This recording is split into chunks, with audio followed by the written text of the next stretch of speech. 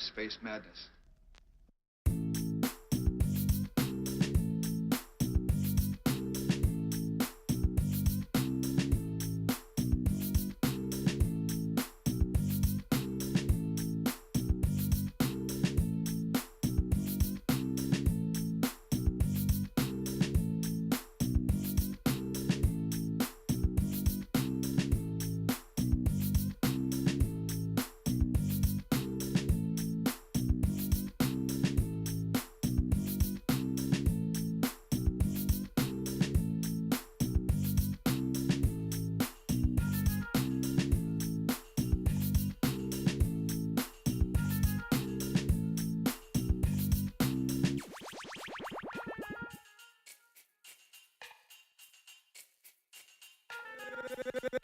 Gangsta Boogie.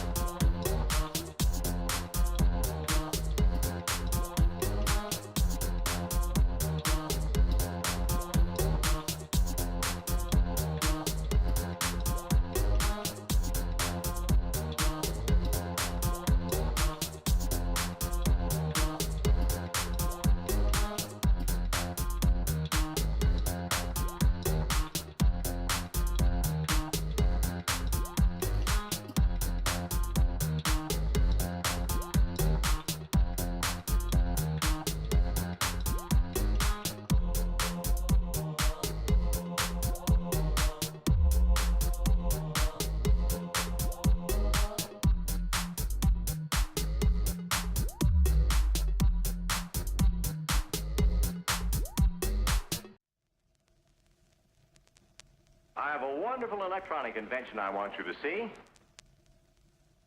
Show you.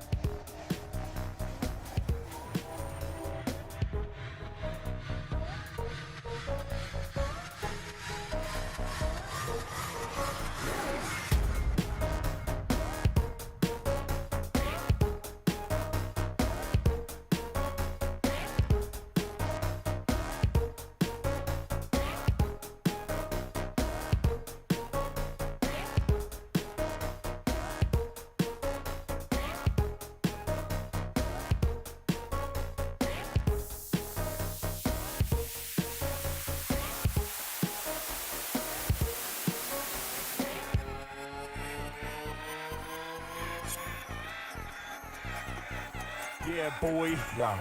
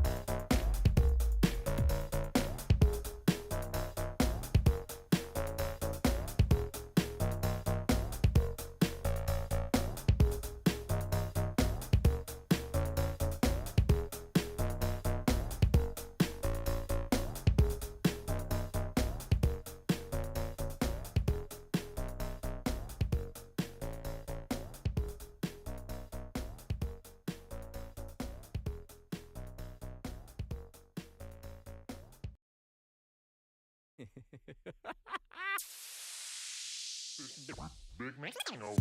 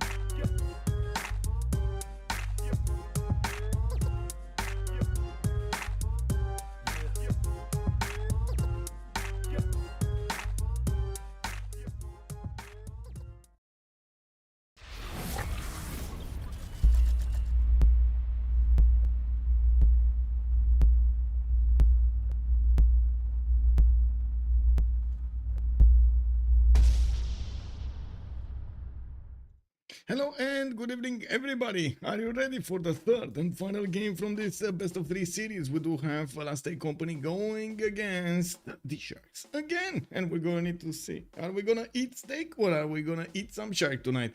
Beasley, hello there, sir, and welcome. I'm sorry about the shark over there. I do hope you're gonna get over it. Look, hello there, sir, and also welcome. I'm actually quite curious about that piranha question over there. Yes. Is that happening or is not happening? I do also want to open up the screen because the reason I actually started up earlier is because, well, we do have them starting up the pick and ban phase, and it looks like they're going through this quite quickly here, with Vietnam being taken out by the Sharks. So on the right side we did have Rome and Coupe being taken out by Last Day Company. This game is going to be played on the Pangea standard ridges map. You can already see it over there underneath my camera, and I do want to say hello to everybody. Frank the Tank, hello there, sir, and welcome. I did also notice we do have Sandorius, good evening, sir, and welcome. Mick Man, good evening, sir, and welcome. I did also see Rafifi, bonsoir monsieur, bienvenue. Gelukshan, hello there, sir, and welcome. Dredel, bonsoir monsieur, bienvenue. I did see Star Spanky, bună seara domnule și bine ai venit. Also Sedition, bonsoir monsieur, bienvenue. Alex Faya, hello there, sir, and yes, looking for an explosive game tonight. Definitely you nailed it with that one. Casimir Miller, also hello there, sir, and welcome. And I did notice at the beginning, Nemesis, hello there, sir, and welcome. I don't see, Natro, good evening, sir, and thank you so much, by the way, for writing first in the channel over there. Nemesis, good day, VTC, bonsoir, monsieur, bienvenue. Let me actually scroll down and put my chats in order. I do want to say hello to YouTube as well. Eddie Coffin, hello there, sir. How are you doing? Daniel B, hello. Good evening. Oh my God, thank you so much for being on YouTube as well. Subnoodle, hello there, sir, and welcome. Papas, good evening, sir, and thank you so much for writing first over there. I do want to say also in general, hello there, YouTube. Good evening. Hello there, Twitch. Hello. I did make a poll earlier on during this day to actually see what is going on. What is YouTube's opinion about who's gonna win this game, and it looks like 83% went for Last Day Company. Okay, I mean, I would definitely give a lot more chances to DShark. They have shown a very strong gameplay, but I gotta say, Last Day Company tends to be a bit more consistent. We're gonna need to see what's gonna happen here, since Pangea standard mid-jazz map, I'm pretty sure everybody's well accustomed with it. You know, we do have more bans on the table to talk about. Looks like Sumeria has been taken out by the Sharks on the right side, Montezuma on the left, with also Macedon being taken out by Last Day Company. This map will have the mountains spawning across those continent ridges, and I'm pretty sure it is going to be a bit of an issue for them to move armies extremely quickly towards their opponents. But like we've seen in the Rich Highlands, there is always a way. R360, hello there, sir, and welcome. Iseriumion Granger, hello there, ma'am, and welcome. I did also notice with the question here from R360, who won yesterday? It was Last Day Company. The first game was won by DShark with a science victory, turn 125, and the second game, Last Day Company did manage to win yesterday, turn 88, I believe, with a concede vote. So it's winner takes all. Yes, exactly. And these are basically the semifinals from their playoffs. So we do need to see who's gonna get that top seed from the CivFR Squadrons into the CWC. We do have also Zulu being taken out from the Sharks. I do notice Last Day Company is gonna need to put their last ban on the table here from this phase. After this, they will have the opportunity to actually pick first, set the tone for the game, and the Sharks are gonna follow up with two of their choices. I was refreshing a lot these pages. Okay, there we go. I think we actually got a server right now. Did they say anything? No, they didn't. Okay, it's fine. We're getting in. I found a link to something. I hope it's the link to the correct lobby, because otherwise it's gonna be an awkward. Anyway, it is. Okay, we got it. Malm is hosting. It's all good. It's all good. We got it. Okay, Ptolemy is going to be taken out, and yeah, definitely makes sense with that economy over there and the extra bonuses that he has in the culture from the beginning of the game. And we've seen it multiple times how Cleopatra can actually run away with the early stats. It costs nothing for you to go over to YouTube and thumbs up the streams. Just say thank you, sir, for saying that. Thank you, sir. It does indeed help me a lot, by the way. It does help me a lot on YouTube over there. I'm thankful, definitely, for everything. And I just hope we're gonna get more views, more everything. I was thinking of quite a few options that I could try to do over there, but anyway, looking back to the Sharks, we do have one last choice for them to go for, and let's actually see how this is gonna go. Now Theodora is gonna be chosen. That leaves Basil open, since it is Pangea standard regions. If you do manage to actually get into a cage fight with Basil the second, might not be that good, but we've seen how he can also be taken down by next door opponents in the FFAs, in the RMS. Of course, that didn't actually give him that much of opportunity over there to claim resources, or I should say get resources from his allies to help him sustain the war. In an FFA format, you don't have the ability to trade resources with your allies, allies in the game, as in. It looks like Last Day Company is going to set a very, very powerful tone over here. CTI is being claimed first as a leader for this game. And we do have the DSharks getting ready on the right side to counter this. We're going to need to see what's going to... I mean, it must be Genghis. It must be Genghis. I mean, you know, you see CTI being picked up first. Get Genghis. No? Makes sense, no? I don't know. Let's see what the Sharks are gonna do. Isam Dun, hello there, sir, and welcome. I hope I'm doing well. Thank you so much. Also, which server has the highest level on average, CPL or CivFR? They're both kind of on the same part, I would say. If you're talking about skill or yes, I would say they're both very, very, very strong. It's actually an ongoing competition between CPL and CivFR for a long time, for like 3 or 4 years.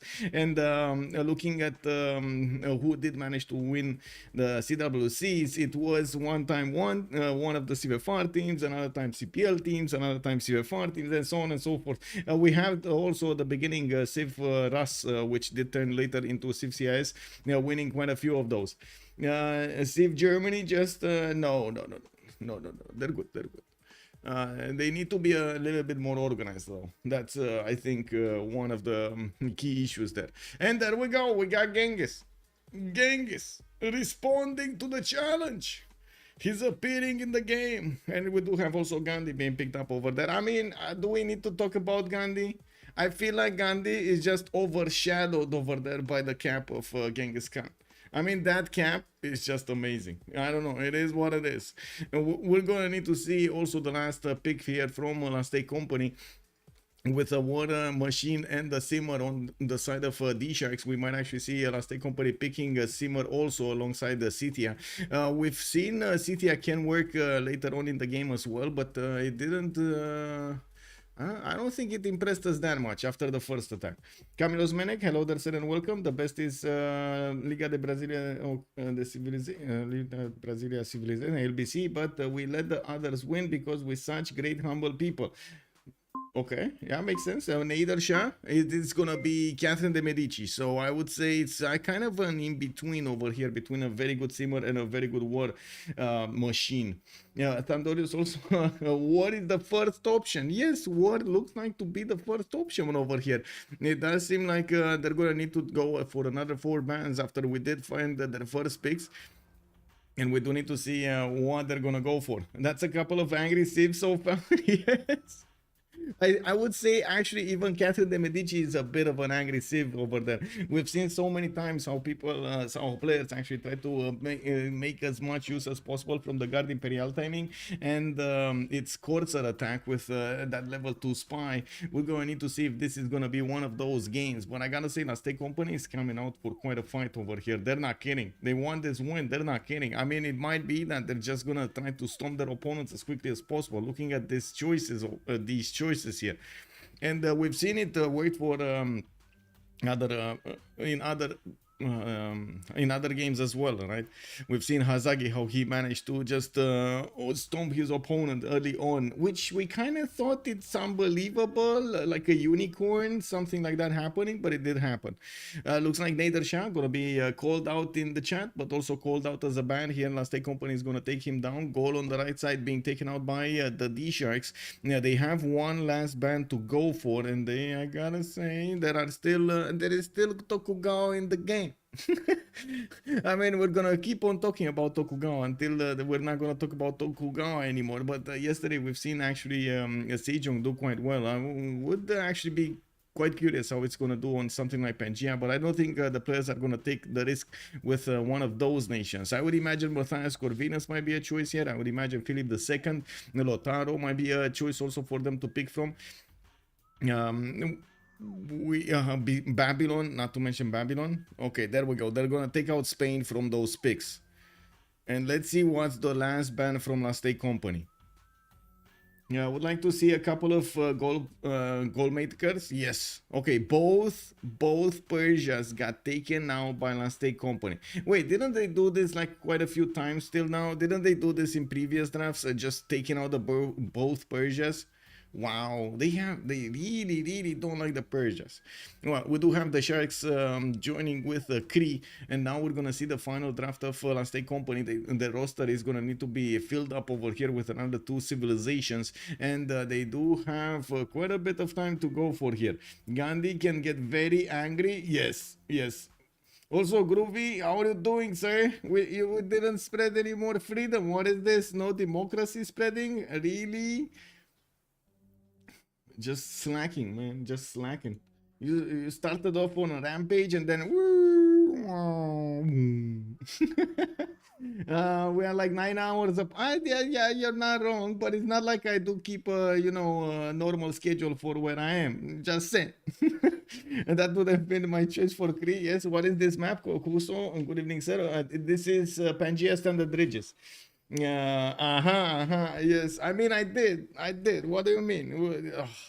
Really? Australia being picked up by La State Company. They do need to pick up another civilization here, and let's see how they're gonna get this going. Okay, what's the last pick? Any preferences in chat? Do we have any preferences in chat for the last pick? Danny, hello there, sir, and welcome. Looking forward indeed for a good game, an amazing game.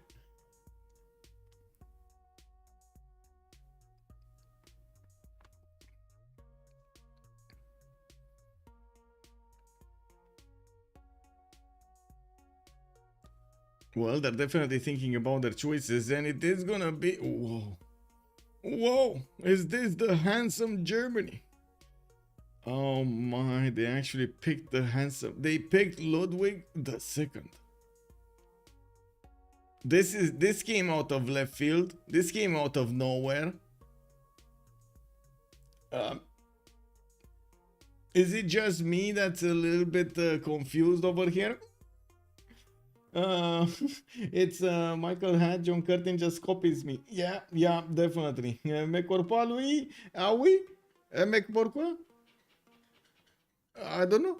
Well, let's see what's going to happen on the Sharks with Kree, definitely a goal maker over there for their team. I don't think they can rely only on him. We've seen only terrible things happening to teams that only relied on a single goal maker, especially if the goal maker was in a situation that needed to find somebody. He just couldn't put down commercials fast enough. Well, we do need to see what they're going to pick here. With only a few seconds to go, they are going to go for Japan. I mean, La State Company has rang the bells of war. And then DSharks responded. It feels natural. It feels exactly how it needs to be, right? Hello there, Fagman. Hello there, sir. They have War Commerce Sim. They just need a second simmer, Maya. Okay. Nothing wrong with an eccentric castle enjoyer. Yes.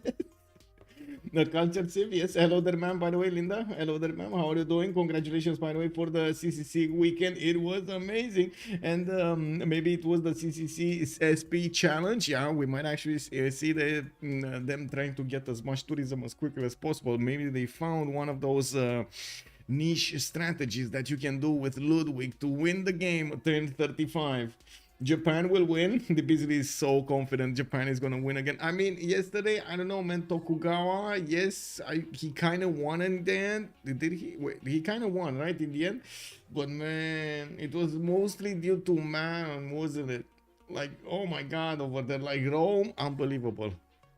I'm actually curious if Tokugawa wasn't that aggressive yesterday, if the game would have been different, as in if it would have had the same result when it came down to the win, or was it totally different because they didn't have that irregular war, gathering so many resources, consuming so many resources from each side. Showcasing Ludwig, yes. We need more showcases. Well, I'm actually happy we did actually get to see Sejong back in the game. It looks like we were confident. Our confidence wasn't misplaced, I would say.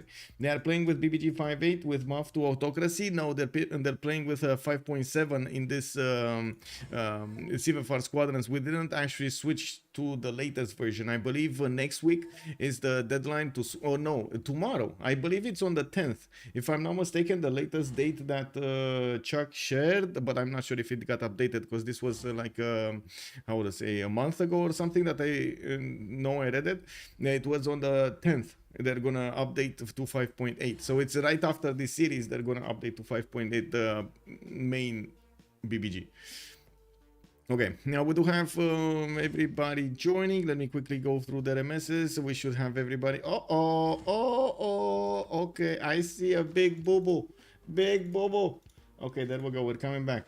And we do need to see who's going to play on what. We got Malmon Tomaris. Looks like he's going to go for the war move. We got Apology and People going for Gandhi and the Pound Maker. Looks like LDK from Last Day Company is going to go for John Curtin. Petit Pascal on Hojo Tokimun for the Sharks. While Expley will go for Catherine de Medici, the Black Queen. We do have Chuck on Ludwig II. The man himself playing Ludwig II. I mean, I'm expecting quite a few amazing things over here, definitely. Malform the carry, yeah, and Floppy, by the way, last but not least, Genghis Khan. And I gotta ask, is it the big Khan or is it the tiny Khan? Yeah, I gotta ask. I don't know. Because honestly, since the last time we saw his little brother over there, or his brother Kublai, actually managing to stomp him with, yeah, quite an amazing Aztecos play over there. I don't know. Is Genghis Khan the big Khan or the little Khan? Who is it? Let's actually put up on the screen over here really quickly also the predictions for how many remaps are we gonna have? Give me a second. Putting up the prediction, start the prediction. How many remaps? 0, 1, 2. Let's go. And of course, I do need to put it up on YouTube as well. Hello there, Urek, and good evening, sir.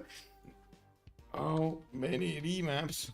We do have 0, 1, and 2 as possible options, and then start the poll. Bam! It worked. Okay, then we go. Putting the chats back together again as they should. Do you have siblings, big family? No, I have been single, how to say, single child to my parents. I did ask for brothers and sisters. I was not allowed. What can I say? They did not want. BBS is drunk. I mean, I don't know. Right now, I see you, Ling Yuan, which is amazing. But yes, BBS, I don't know what's this. Is this? What is this? I have no idea what is this. What is this map? But anyway, I guess it is what it is. Isam Dude, thank you so much for the sub. Much appreciated, sir. United Primer.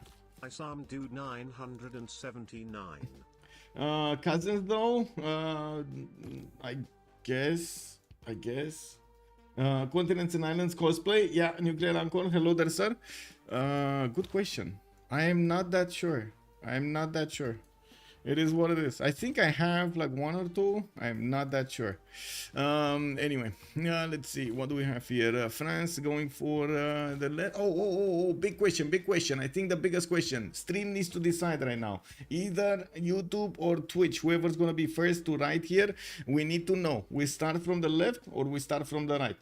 Pikachu! Like he's calling this map a smoking Pikachu. Okay, left. Okay, Nuclear Ancorn on Twitch wins. Okay, let's see. We do have Floppy Flongy. I see why you wanted left. I mean, definitely makes sense. We need to see what Korakorum is gonna do during this game. We do have Floppy Flongy with the possibility to go for quite a few cities here. Let's actually see his opponents. Does he have? Oh, he has actually Germany to go against very, very quickly. I mean, there's gonna be a little bit of a Scythia here to the southwest, but it looks like Scythia might be backed up by France. Wait, is this Mongolia actually between three of them? This is Mongolia between three of them, and we got a cage fight. Do we have a cage fight? Is this a cage fight? Japan and Australia. Oh my God, this is a cage fight. And another one. We got apologies here also. Oh my God, they're actually going to bully Australia out of the game here. Anyway, Korakorum will have the ability to actually try to ERL all three opponents next to him. He's going to have to the northeast Ludwig. He's going to have to the northwest France and the southwest Scythia. And I'm pretty sure with the geothermals, he's going to get a decent amount of campuses, a decent amount of campus adjacency. When I do see he has a +4 right in his capital, I'm actually quite curious if he's going to choose to go for campus into encampment or campus into commercial into encampment.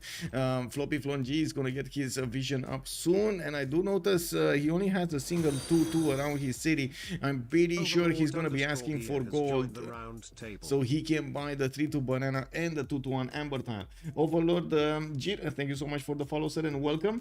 Scythia is Godspawn. Now let's okay, whoa, let's take it slowly. Okay, we got Korakorum here. Let's actually take a look at Big Kyoto. Petit Pascal also will have some amber to use. He's gonna have the extra food from the fish tile whenever he's gonna get that going. And I do see a decent, more than decent amount of cities to just keep planting to the east side, not to mention the southwest. Well, by the looks of it, he might actually just creep along the coast to get to LDK's capital and take out that Gambela city. Whoa. Oh my God, groovy. Thank you so much, sir. Thank you so much. Much appreciated for the 10 gifted. Thank you, sir. Which one is better, the 3-2 or the 2-2-1? Depends, to be honest. Depends, because it kind of depends at what population level you are, because if you do manage to get the amber tile, you will be able to grow into the other tiles much faster. So if you're population 1 and you buy the amber tile, it's going to help you a lot. But also if your population if you do manage to get the banana tile faster, you're gonna grow 1 turn earlier, and you can benefit from the amber in the when you're gonna hit the second population. So I guess it kind of depends on what you are going for. Remember, getting the extra culture will also help you get code of laws much faster, which will not happen if you go for a banana. Even if you hit second population, it's just not as much culture from that population there. Japan has advantage in coastal tiles. Oh my digger. Yeah, I mean he does, but that's gonna take a while, man. That's gonna take quite a while. Let's go for Kree over here and see what is he gonna do. People is gonna have 1 2 3 4 5 6 7. Oh my. Okay, this is a nice camp. This is a nice Magnus opener for him. A lot of gold and food will be generated from those trade routes to Mickey Civ6.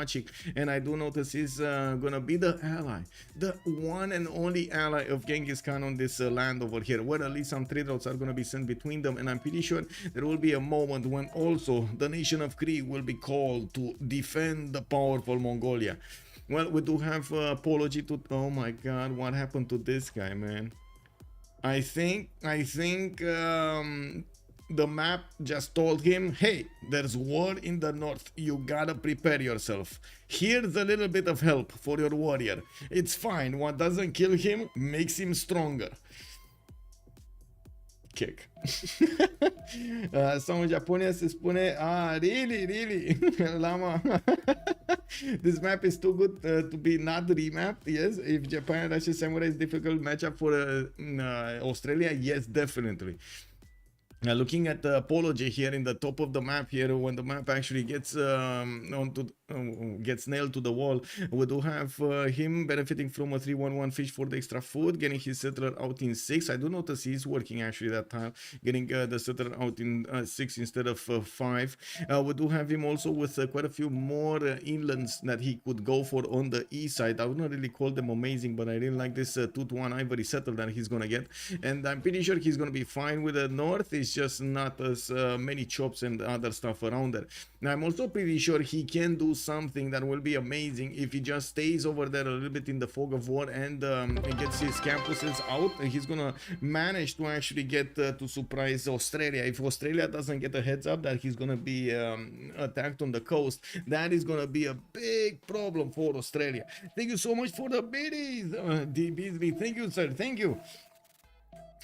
Kick W, man. Kick W.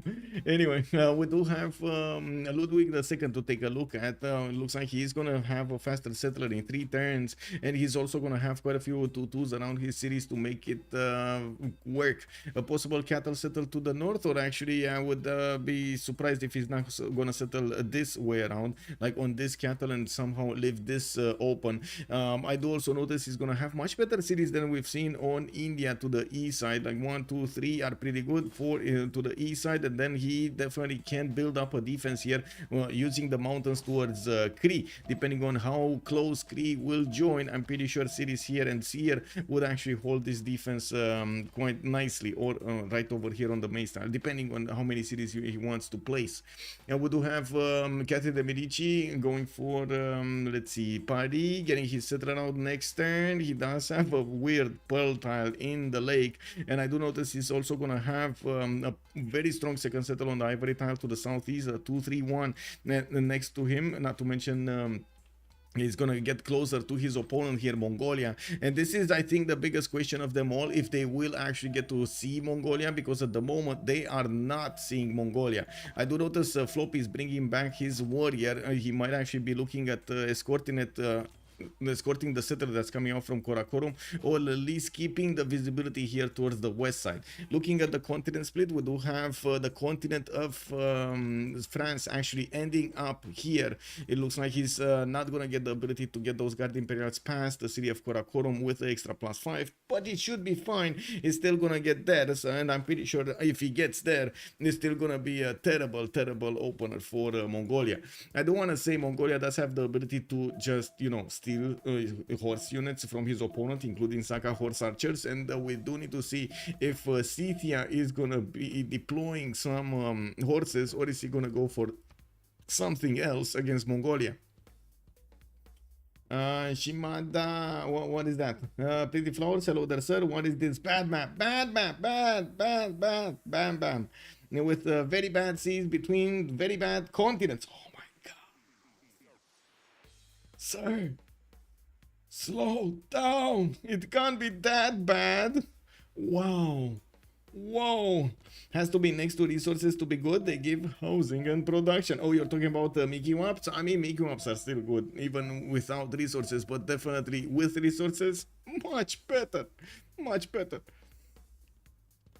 Does Mongolia care about being surrounded? No, I think he's actually exactly where he wants to be honest. That's a civ that you definitely want to have in there. It's a wrecking ball, right? That's basically what it's used for.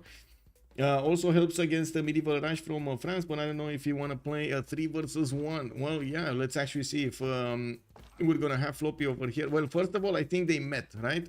I think they met. Or did he actually just run away at the same time? No, I think they met. I'm pretty sure he was on the banana while this warrior was here. So they know. It looks like actually the stakes are not gonna want to play on this. The stakes are considering they are too high when it comes to Mongolia being between them.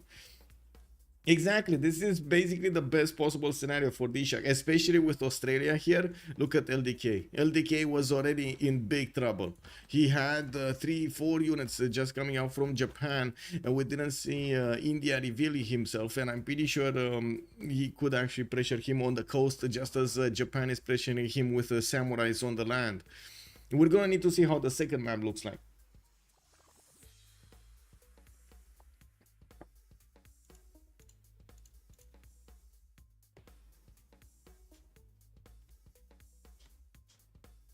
Okay, loading in.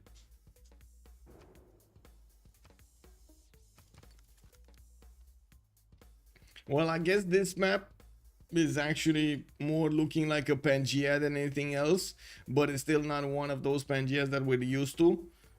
What is this map, by the way? This is like the one unicorn robot or something. What is this map? What does it look like to you? Normal map. Let's actually see if it is actually normal or not. Okay, big moment, left or right, guys, left or right, Twitch, YouTube, wake up. Left or right? Do we start with Genghis again, or we go for man this time? Right this time? Okay, we got YouTube, sorry, Twitch getting ahead of ourselves over here. Beasley and Virgil, thank you so much. We do have man. Let's see, man. Where is Scythia, and why didn't he instantly settle his cities? Let's see. Does he actually have a problem? Wait, oh, this is Free Sim Scythia. This kind of looks like Free Sim Scythia, doesn't it? Oh. One tile chokes towards Japan here. Japan having a lot of march tiles to defend with. Oh my god. Okay, I guess we're gonna need to see Malm over here pull out his simming hat, because he will need to use it. He's gonna have his 2-2 base next to a lake, and by the looks of it, he's gonna have quite a few mountains to give him the adjacency towards campuses. We do have him also with a decent pasture adjacency, like at least one Kurgan is gonna be nice, but that's about it actually. Oh, that's about it. He has another like few Kurgans here, but only hit next to one, only being hit by a single pasture. Doesn't seem like he's gonna have the same quality city that we've seen yesterday from Hazagi. Sorry, 2 days ago from Hazagi. Well, looking at the LDK this time around on the other side of the map, Canberra is gonna get his stones. Oh my god! Wait, a single pasture, 2 pastures, and one is like, and both of them are actually 3rd ring. Oh, 3 of them are actually 3rd ring. Oh, that's expensive. That is a very, very expensive opener here for LDK. Well, good thing is he's gonna have Lake Victoria settle on the west side. A lot of breathtaking appeal around that wonder. And from what I do see, he's gonna have his own little lake, his own little puddle to play in. Look at this Tasman Sea. This is his. This is Canberra's, man. You can't take it away. Look at that. You can't get in there. We do have him also with a decent amount of territory to settle to the south and the northwest. I do notice he's going to have India to the northwest to fend off, but I'm pretty sure India will actually stick as much as possible towards the north and not go through the mountains to the south, especially since he has somebody to go against Munich on the west side. I'm pretty sure Australia here is going to need to sim as hard as he can. Catherine de Medici will be next to Mongolia, and by the looks of it, he's going to have a significant amount of chops. But this is probably the worst continent ever. This is probably the worst continent. What's Australia's appeal looking like? Pretty good, actually. Pretty good. Looking at the appeal, it's pretty good. He does have, or to say, +3 campus over here. He's gonna have another one next to Lake Victoria. Doesn't really have +5s, right? Unless he actually goes for these when he's gonna have the tiles. Anyway. Quite a lot of pastures on the B2. Talking about Canberra to the southeast, well, I guess so. He is going to have multiple horse tiles and some cattle tiles over here. In the south, he has sheep tiles. Northwest, a lot of like this is going to be a pretty amazing city with multiple cattle tiles, and of course the ivory tiles. No, yeah. I'm not saying no. But in the capital, he doesn't have that extra tempo at the beginning of the game, which Australia is kind of well known for. I guess that was the point I want to make. We do have Ludwig II here with Munich, Galapagos Islands to the northwest, and I do see he's going to get a scout out in one. Pretty good campus opener here, a +4 to the southwest of Munich, not to mention in between the mountains, unbeknownst to him, he does have +5s there.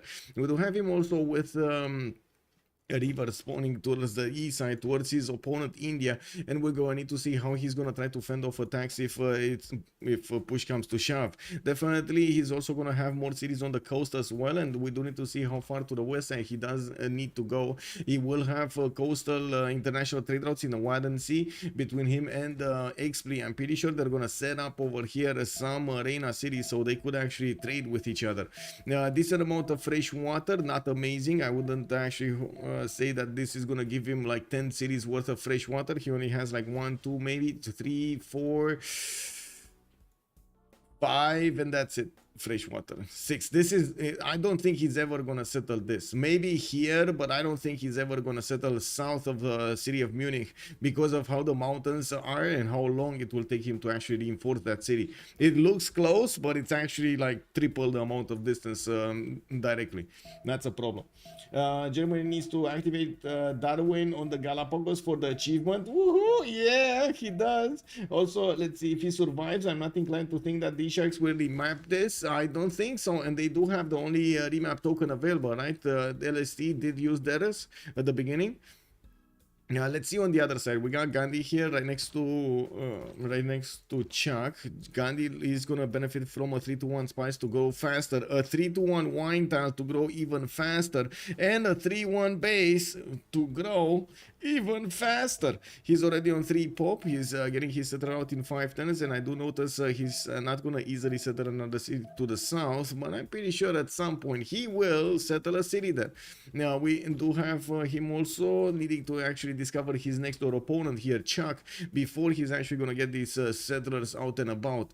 Definitely could go for the northeast settler. He has these northwestern tiles, the 1-tile lakes to give him the fresh water, and I guess a kind of bad wonder here, the Dead Sea, but at least he's gonna get some mana score and some adjacency towards holy sites, which I'm pretty sure India will want to go for because he's discovering astrology, right? Okay, next turn we're probably gonna see the meetup between Germany and India, and yeah, we're going to need to see what Apology is going to do here against Chuck. And we do have also to take a look at Kree. Kree this time around is very close to Japan. They are allies, not a problem for them to set up coastal trade routes. And I do notice this southern city of Civ6 is going to be a pretty pog one with the geothermal next to the mountains. We do have him also with a lot of truffle. Whoa, whoa, whoa, what is this truffle? 4 truffles in a single city? I mean, don't mind if I do, man. 2-to-1 base city to the north, to the east side, directly on that geothermal fissure. He's going to get quite a few tiles here to work, but in the capital, he doesn't actually have, wait, he does, but it's, 2 deer tiles and 2 cattle tiles to the south. Okay, no horse. And he's gonna have this truffle as well, so that's 5 bonuses that he can get from that city center if he goes for Magnus in Civ6. He could try to go for Magnus in the eastern city, for example, to benefit from a 1, 2, 3, 4, 5, 6 tiles to give him the bonuses for that. But it's been a while since we've seen somebody actually choose another city other than his capital for Magnus and trying to go for it. Hojo Tokimyon here to his west side. We do have him with Kyoto on the coast. He did not actually go for the Olive Settle, and I do notice he's gonna have quite a few coastal cities. Well, I say quite a few. That's 1, and that's another 1. That's 2, and that's about it. And that's 3 on the east side, and that's about it. I don't think he's gonna join Kree mid-distance, so he's gonna need to put up some inner cities anyway on these using these rivers for the fresh water, and I'm pretty sure he's gonna get quite big over here. He's gonna also be the one defending Scythia. Okay, well, I'm not a fan of this land. Like, I look at this land and I don't like it, but it is what it is. He's gonna make it do, and I'm pretty sure if there's a nation adaptable enough, it's probably gonna be Hojo. We do need to see also Genghis Khan with Karakorum getting his pantheon quite quickly with the tobacco tiles. He does have a settler coming up in 1 turn, and we do see his opponent here. France is for settling him, and while Mongolia is watching in horror how those warriors are getting through the 2-tile choke next to the bananas over there. I mean, it's a fight for the chocolate pops, you know. It is what it is. That city is amazing, right? Look at that, bananas and dice in a single city. Hello there, Saltica Beraguran, Aban ma'am. Please, goddess of the hunt, Kree plus. Hello there, sir, and welcome. A beautiful timer, and well, Bavaria became the dominant power and defeated Prussia. Kick W. Was Shaq on the game yesterday? I think he was, yes. 3, maybe I need new specs. Wait, 3? What? Did I miss something with 3?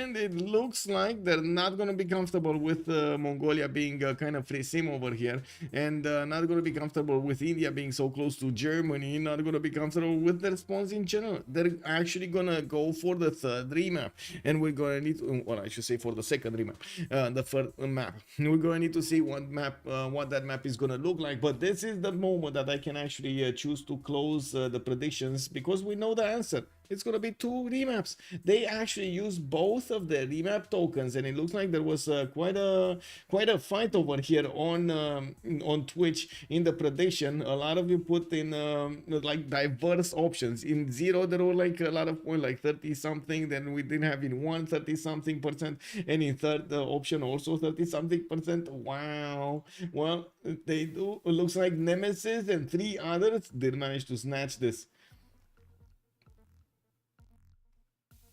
Let's see what happened on YouTube. YouTubers, what's going on here? YouTube was voting heavily for the 1 option.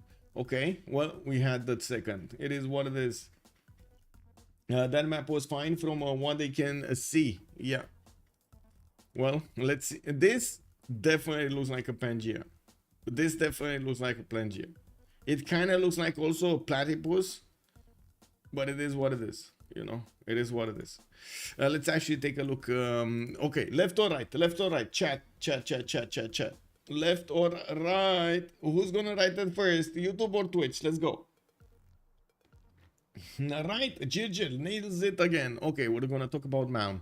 Malm is over here, and it looks like CTI is gonna be on the top right part of the map, and we do need to actually see the map being discovered. I don't know why it's not actually. Weird. Anyway, is it or is it not? Are we gonna be in an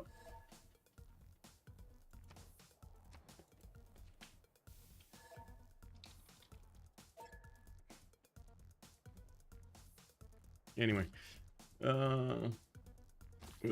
it is what it is. I do notice CTI this time around is going to have much better kurgans to work with. I do see cattle tiles, horse tiles over here giving him a lot of 2 or even 3 adjacency kurgans.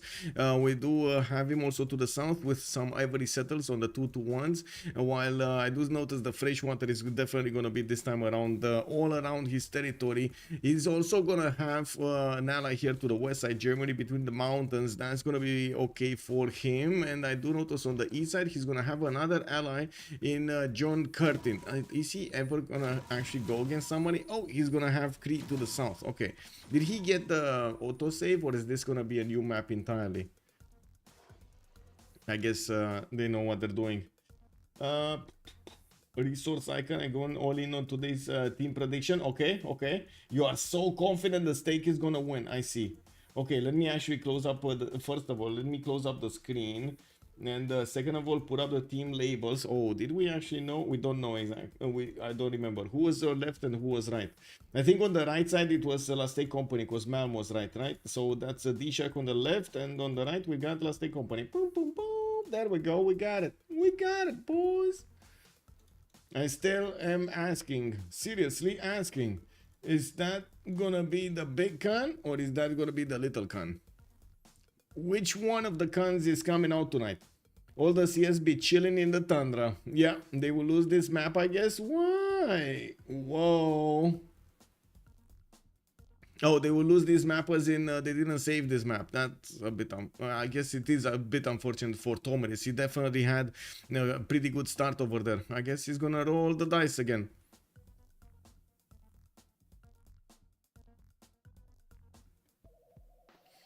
Orpheus, thank you so much, sir. Good evening, good evening. Watching your streams in the last couple of days has convinced you to get into Civ multiplayer. Any tips on where to start? Are there any games for noobs like me? Hello there, sir. And short answer to your question is the novice section in either CivFR Squadrons, if you do prefer French, or in the international community like CPL. Both communities do have a novice section dedicated to helping out the new players, getting accustomed to the rules, getting accustomed to the gameplay, playing out quite a few times, quite a few games without being quote unquote, you know, interacting with the bigger players. Yeah, just you could play also multiplayer in public. That's not a problem. The only thing with multiplayer in public, there's no repercussion to leaving the game, and you can end up like 10-20 with the only one in the lobby. With Cree should go 2 commercial hubs into great course. Okay. The man taking his first upright steps. You have come.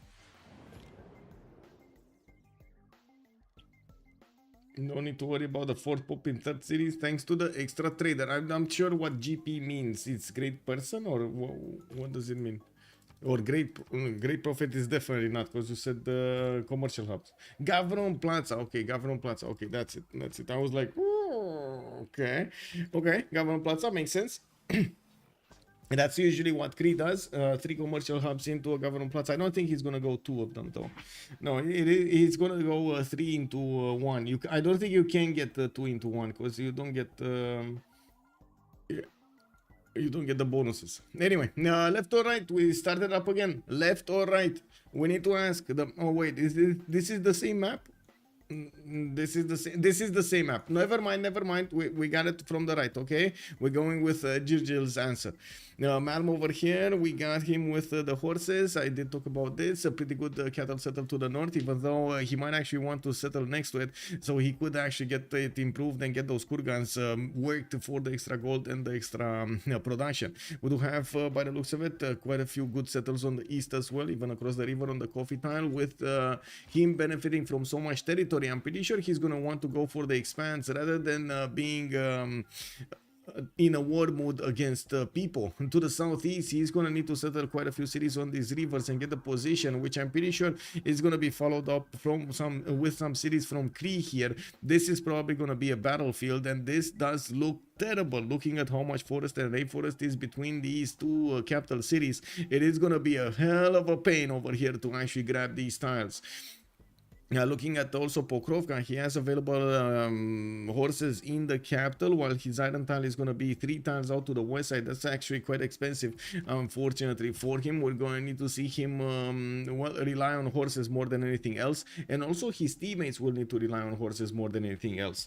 Looking at the continents, it looks like we're going to have 3 players from Last State Company on a single continent. While there is a continent split to the west side, Germany is going to have a hard time actually passing through the mountains to actually get to it. Wait, is this actually a closed mountain? WTF, bro? There's no way. He actually needs to go into the tundra or get a mountain get a mountain tunnel to actually pass through the east to the west. So this is one single continent for 3 civs. He can't get it. He can't get it on the left. Necrotic, thank you so much, sir. Much appreciated for the sub. Thou shall be knighted, Sir Necrotic. Wait. Whoa. They were just role-playing while I was just rushing nukes as Babylon. In-game skill through the roof, but social skill F tier. I mean, you know, the more you interact, the easier it is for you to actually get along with them, you know. It's an ongoing process. Germany is in a cage fight. Not really, no. It's Paris in a cage fight with Mongolia. Okay, let's go for LDK, because we passed through and we talked about Malmder.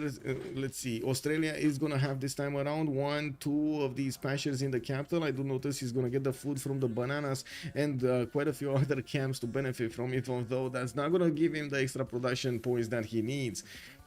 With so much rainforest, I wouldn't really hold my breath for amazing land, but by the looks of it, he's still gonna have a few of these that are pretty good, and we do need to see what is he gonna do with. I mean, I guess he does want to get the sheep tiles improved, right? And the horses, going animal husbandry first to see how many horses he has around, because why not? Yeah, makes sense.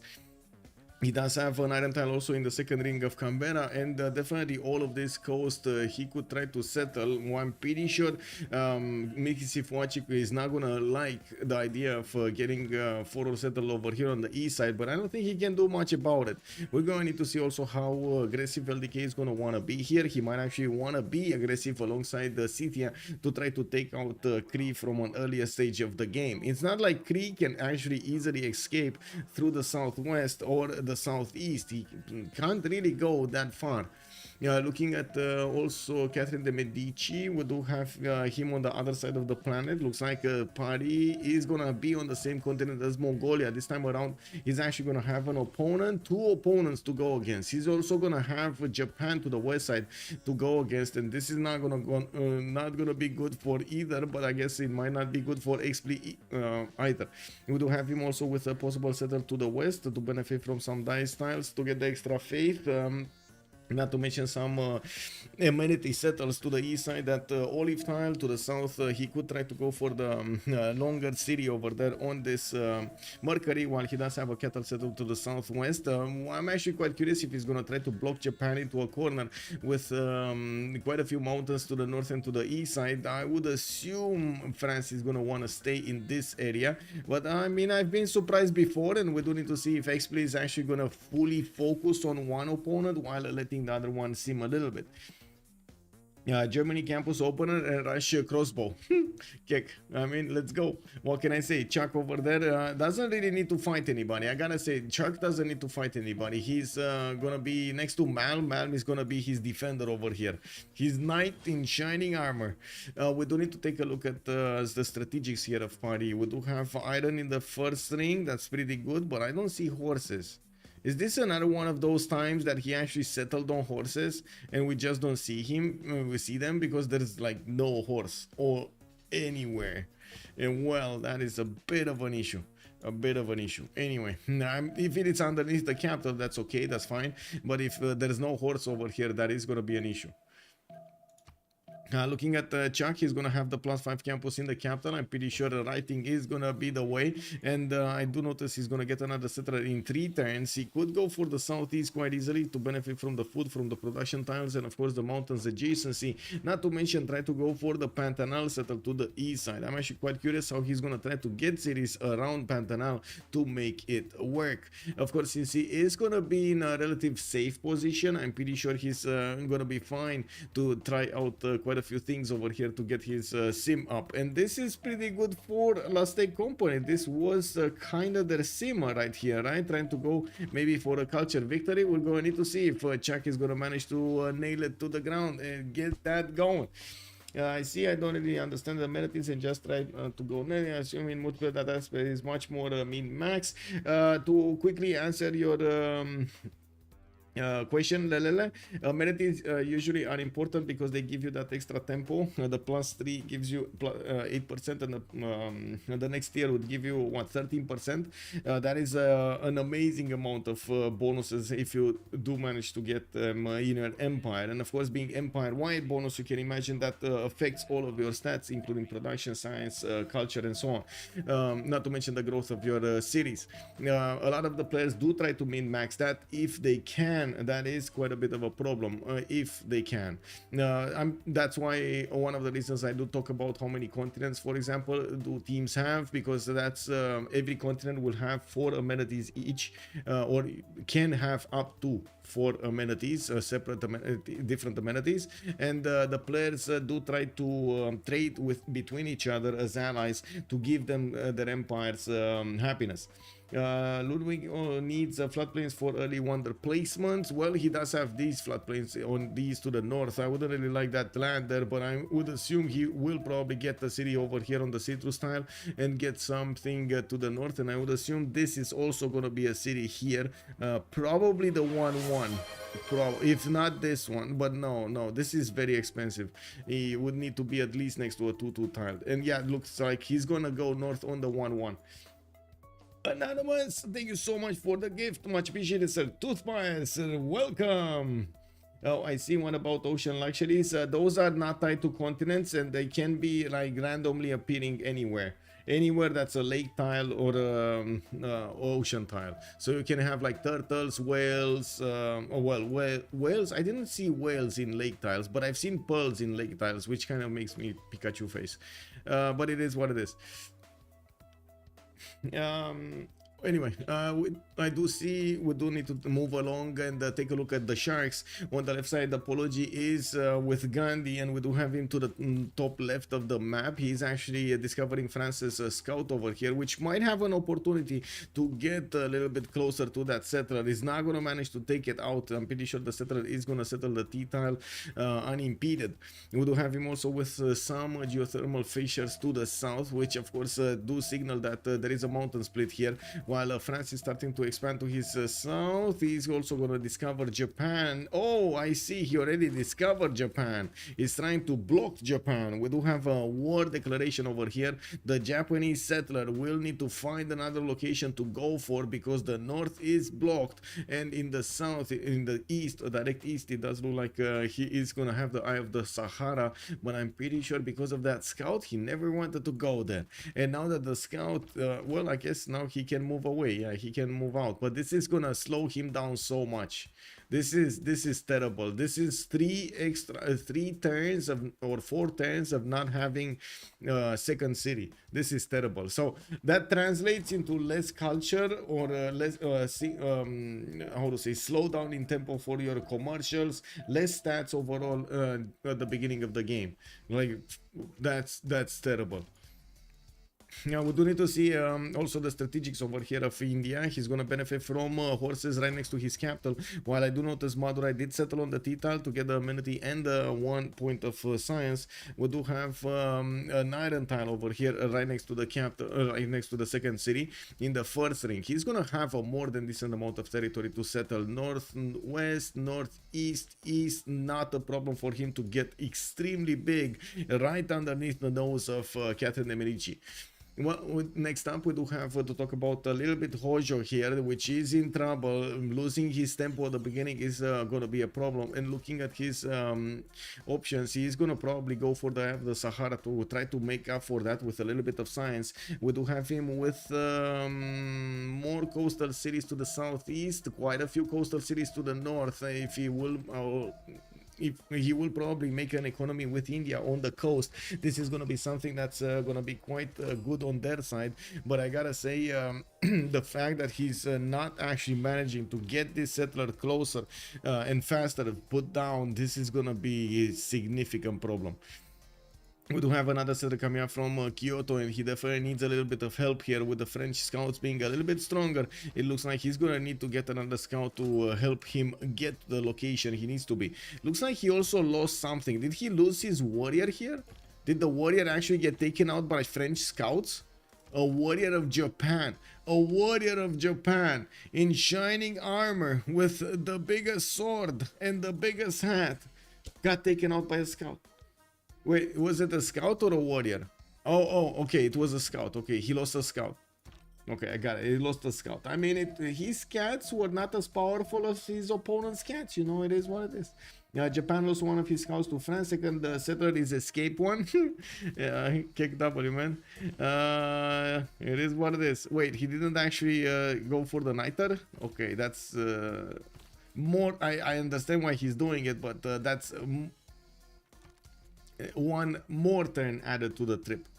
If you would have gotten on the niter, it is. Oh no, it's not actually. Sorry, it's not. Right, he would get here, and he wouldn't have gotten to settle anyway. Anyway, it is what it is. Yeah, I'm pretty sure he wants to settle here, so he can probably put another city somewhere here on the tip. It is what it is. Mongolia, Genghis. Let's see. Korakoto has access to 2 iron tiles. He's gonna have horses, 2 of them, and I do notice he's gonna have pretty good campuses, and he is going bronze directly. We do have him with a 3rd settler coming up from Karakorum, had extra food to work with, and can forward settle quite easily. France, this is extremely easy for the horses to actually move through and get to the lands of France. France is gonna have floodplains to defend in. This is not good for him. His units are gonna be weakened, and you can imagine Mongolia is probably going to try to take advantage of that. We do have also quite a few settles for him to go for. Southwest, northwest, not a problem. And I do believe he's going to get that extra culture going with the discovery of the bronze working. He's also going to have the opportunity to see these iron tiles and get them work, get that extra general from the beginning.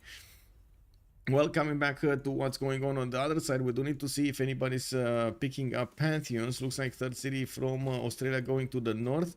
We do have Cree over here picking up God of the Forge. She's definitely not liking this. And wait a second, is he actually photo settling? Where is he going? Guys, chat, where is he going? He's actually photo settling Australia? Is he photo settling Australia? The quality of land in this map seems subpar. Okay, yeah, that mountain edge is bonkers. Yes, it is.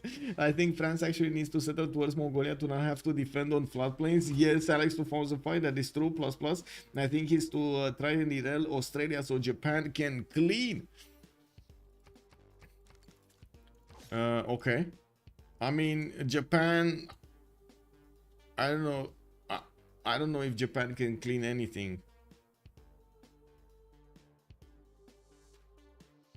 Like the last time I've seen this, it ended in a horror show, and oh my god, this is just unbelievable. Yeah, I mean, we're making plans over here, but I gotta say, I guess this is one of those times we actually get the opportunity to see how the little moves, the strategic moves, the tactical, I should say the tactical moves of your units, and how much pressure can you put on your opponent using the land available. This situation is caused in general in how to say because of this land he has. Oh my god, he's gonna lose the scout, bro.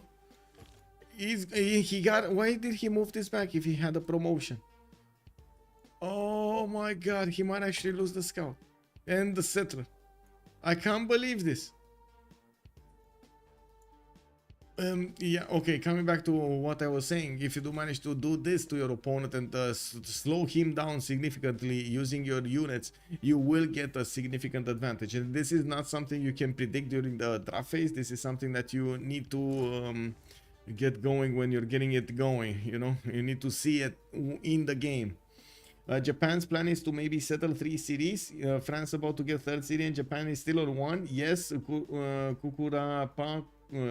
Kukurakapu, hello there, sir. Cree needs to build Hue Dokali. With this big Hue over here on the fish tile with 5 tiles around it, definitely he needs to build it. I do see people keeps on going towards the northeast, towards LDK, and I do also notice LDK at the moment is bringing one of his warriors to see what's going on here. He is gonna spot this happening and he's gonna try to go on the other side. Look at that, him trying to get his shift enter so he could actually block the Cree scout from allowing the settler to go there. Well, we do have a warrior here and we do have the Occitan with the ability to do a lot of damage on the scout, especially when he's on floodplain territory. Okay, let's see this. I see. Open prediction right now. You want me to open prediction right now? I mean, I'm kind of reluctant to open up a prediction right now. Not gonna lie, this feels like it's turning it has a very obvious turn, and you guys are definitely gonna just slam the acceleration on all of those points. Oh my god. Okay, I'm doing it. But you guys you need to promise me something. You need to promise me something. You will make a record of how many points you're gonna put in this. Okay, let's make a record of how many points we get into this. We got a state company and DShark. Let's make a record, guys. Let's make a record. 30 minutes for a prediction on this. Let's go. Record. All of those high rollers. It is time. You have been called in. Let's actually see if we can get this to the record. Millions and billions of points in. You put 10 points on DShark and I will win. Oh my god, look at him, man, already high rolling this. Man, he's already high thinking of the... Oh my god, man, those 10 points of mine are gonna make so many babies. I'm gonna start a farm of babies. I actually wanted to put points in DShark thanks to the odds. Yeah, exactly. Like, let's go. Let's put those points in. The prediction is open. Let's get the points in, boys. Yeah, okay, let me actually put it up on YouTube as well. Let's get that poll going on YouTube. We're watching this in horror, how Japan is trying to defend his lands, his settlers. He did manage to remain with them alive, but the damage has been done. He has been slowed down significantly. Let's see what YouTube is gonna do. What YouTube thinks. Who's gonna win? It counters the diplo visibility. Caches are still caches. Yes, caches are still caches. We do have a photo settler also from XP coming up closer to Japan. Japan finally gonna get his second city soon, but he's gonna need gold from his allies here unless he's gonna settle. He's probably gonna settle the cattle tile. We do have him also getting a monument. Chose city patron goddess, 40% towards the first district in a city, and definitely needed to get to the Eye of Sahara, guys. This is 1021 and we got Japan on one city. Imagine he actually moved with a single settler around 12 turns. 12 turns? I think 12 turns. And he's gonna keep on moving with a settler. Oh my god, he's gonna lose the slinger. Is he gonna lose the slinger? Like this is bait. This over here, the warrior is bait. Oh no, it's fine. It's fine. It's fine. Okay, that's is this gonna be the sacrifice? No, they can't sacrifice. Okay, why was it? Oh, he should have actually well, he could have tried to attack. He only needed to attack once that slinger with the warrior. It is what it is. Anyway, Bordeaux did not pick up a Pantheon. He's going double encampment opener, and I do see Japan is just lingering around his tiles here. Ren did improve a mercury tile, getting some extra science. We do have him, of course, seeing the iron tile that he can improve. From the north, India did join to see what's going on, and I do notice India is going to go for the gold at the beginning. He's not opening up commercials. We do have Magnus establishing there. Apology is going to go for a Temenanki opener in Calcutta, and this actually makes me ask if he's going to go for Stonehenge into one holy site into getting what sacred places with divine inspiration. Is that what he's looking for, or he's just gonna totally ignore the religious aspect of India? Now we do need to see also Mongolia getting God of War and Plunder, putting down 1, 2, 3 encampments. He's already upgrading his horse tiles, getting those pastures, acquiring the points every turn. While I do see Petit Pascal did finally manage to settle his third city. Sendai and Osaka are to the north and to the northeast. He did get the Eye of the Sahara, Estra, Era Square, not to mention working those 2, 2 and the 2 science tiles. He's putting in Moksha in the capital for some extra culture, and he will definitely want to catch up. He's right now on 7 science with 5 culture, and he's gonna need quite a bit of time to grow that production. I wouldn't say XP does have a lot of production either. Like, he's on 19. The difference between them doesn't look like extreme right now, but I guess I'm pretty sure we're gonna need to keep on watching to see what's going on later on in the stage, and how will XP gonna try to get ahead of his opponent here. Fertility rights as a Pantheon for XP. He's gonna get the extra food on these wheat tiles, rice tiles, maize tiles, and looking at his stacks, he is going for iron working in 11 turns. Interesting. Okay, did he just put an encampment on a +3 campus tile? Was this the biggest misclick, or was this intended? This was, I mean, I don't think you can get more aggressive than this. Honestly, I don't think it can get more aggressive than this. And wait, is this happening? We got the points rolling in, and it looks like Nemesis is quite sad that we actually have I would say we actually have 50-50. Oh, come on. I see more points. We're about to hit 100,000 points on Last Day Company. Come on, boys. Show me the points. Firehammer, hello there, sir, and welcome. Many more to you too, sir. I hope so.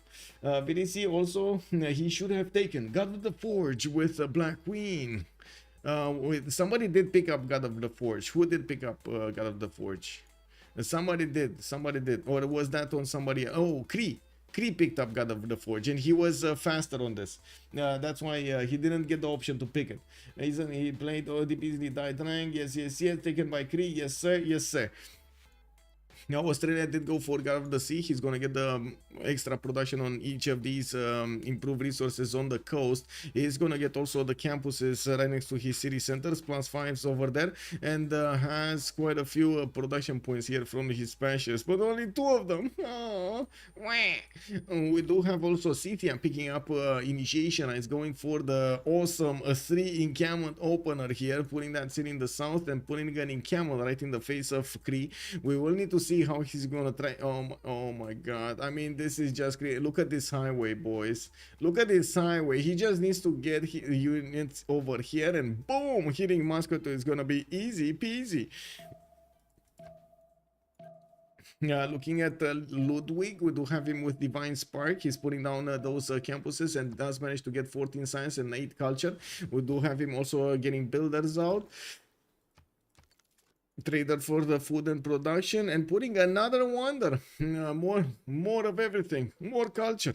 Well, this is Etemenanki over there. Well, Etemenanki is going to finish here in 5 turns in Calcutta. I don't think he can actually build that, but until it finishes, he's still going to get the bonus points. Magnus establishing next turn in India City, builders coming out and finishing up his commercials, giving him early beginning 4-grade merchants. He will have the opportunity to get the projects in. Since Zangian is the first one, I did notice somebody was making projects, but they are making in-common training projects. We might be seeing Malm over here try to deny a general, since he does know that Japan has a problem. He doesn't have the time to actually go for in-commons over here. Otherwise, he might be dead. He's going to try to get his horse by riding as quickly as possible, and of course still climbing his way up towards political philosophy. We do have him getting his trader. We do have him also pushing a little bit outward with his slingers, but still needs 2 turns to actually turn these slingers into archers if he's gonna have them in the borders. We do also need to see if Japan from the Mongolia from the east is gonna be early aggressive against France. That's probably the only way to save Petit Pascal in the game. We do have those encampments coming out from Mongolia, 3 of them, and we're going to see if he's gonna get to chop some of these general projects, because Kree is already gonna get one in another 2 turns, and I do believe at least 1, if not 2, will be recruited by Scythia. So we do have France over here with the same problem. He's going to need to roll projects. Even if he is on the same team as Mount, he needs to be careful with the points so he can acquire that general. Are we getting there? Okay, we're at 140,000 points. Come on, boys. Come on, boys. I'm pretty sure you have a lot of points. You have thousands and thousands of points. Let's see them go in here into the prediction. This is the big decider. Who's going to win the series between DShark and State Company? Yeah, he's not getting bronze. Yeah, now he's general on Mongolia coming up. Not good. Not good. He's going to want an... Oh no, he's discovering. Oh wait, that's not Mongolia. Mongolia, horseback. It's fine. It's fine. He can actually want an camel. It's fine. I was looking if he's discovering CivFR technology. Nick MMC, thank you so much for the follow, sir, and welcome. People seem to want a stake judging by the poll. Why France on iron? Have some patience, Michael. I need closing to vote before I vote. You're actually waiting for close. I see. Oh, I see. You're coordinating votes. Yeah, that must be a new strategy these boys are using, me.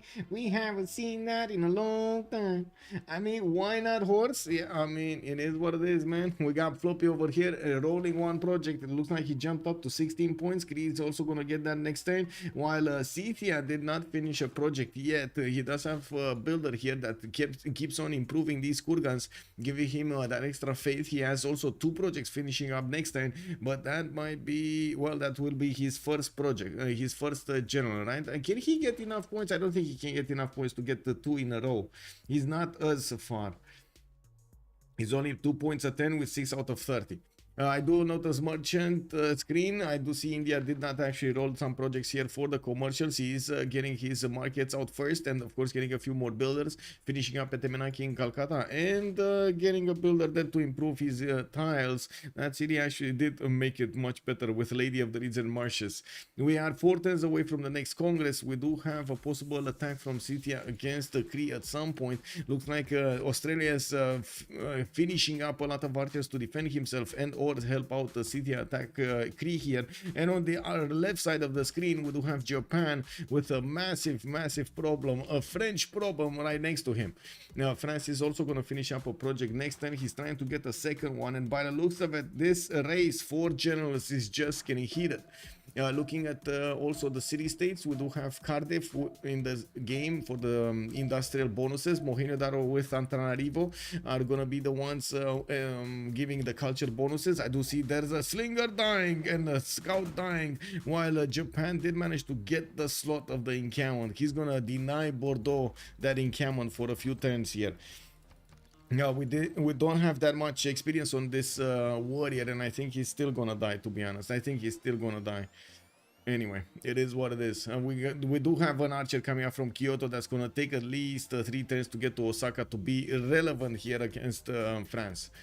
Looking at city states, Yerevan only one for religion. We do have Mogadishu with Cahokia for trade. CAD with Granada and Gazagamo will be providing the military bonuses. Wait a second, I see also Candice here for the religious bonuses. I didn't actually catch this.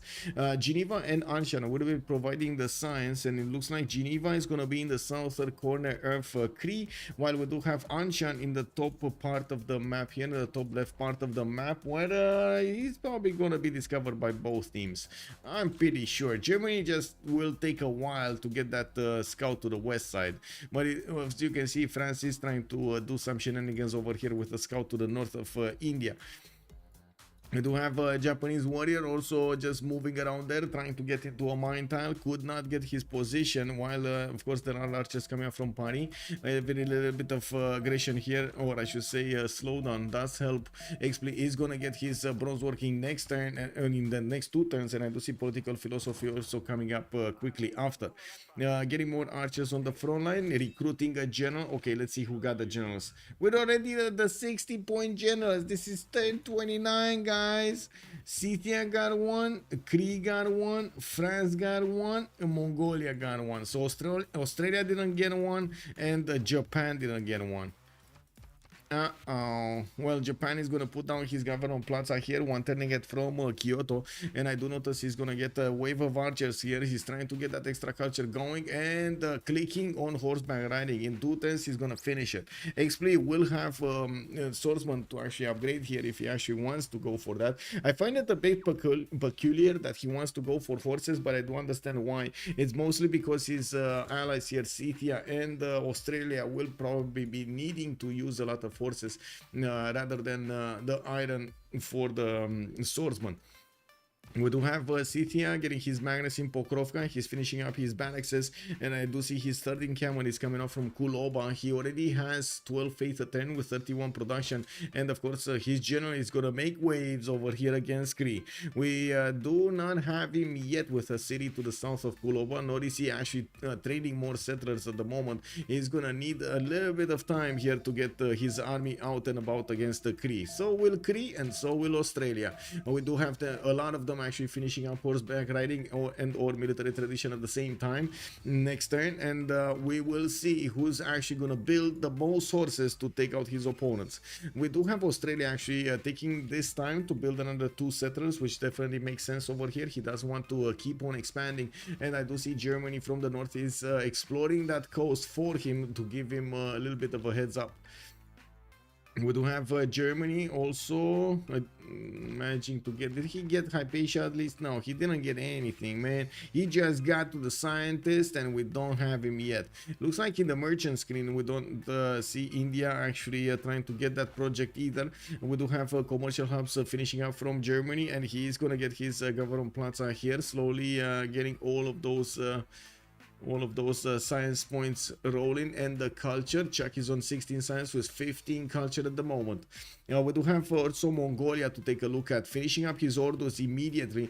He is flaunting that general in the well, he's gonna flaunt that general in the face of France, and I'm pretty sure he's gonna want to do something about this, try to help out Japan push into France. Well, France won't be able to have generals on both sides of his nation, so we're going to need to see what is he going to prefer to defend against.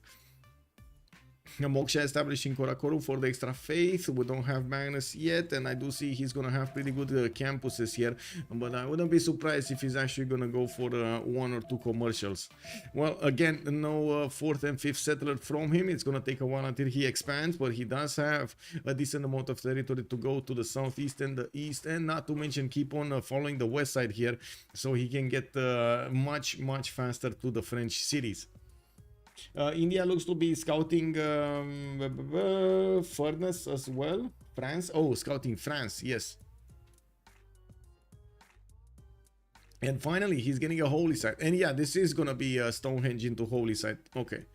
So he did manage to get the science. He got Tetemenaki here in Calcutta. He's getting the gold. Apologies on 18 gold a 10 with 14 science, 9 gold, 9 culture. And with Magnus internals, he's gonna get to get better yields from these traders, not to mention he's gonna get those bonuses from the Stonehenge and his holy site to get him the faith per turn and some extra yields.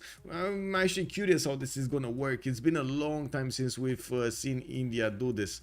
Ancestral Hall also coming up in 6. Apology is not gonna have a good monumentality, and I wouldn't be surprised if he's gonna try to go for something else. This is already turn 31, and yeah, okay, there we go. He did choose to go for Pembrush and Voice Goldenage. Floppy Flonji, Drums of War, no surprise here. He's getting 2 settlers, Korakoto and Korakorum. We do need to see how far into the lands of France he's gonna go, or close to the lands of France is he gonna go on the west, while finishing up his Ordus are gonna give him more speed on those units. He is also gonna get to build a lot of them.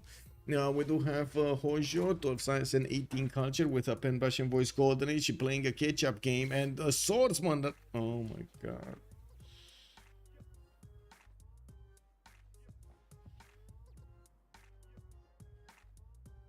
Guys, this is the famous one swordsman taking over city strategy.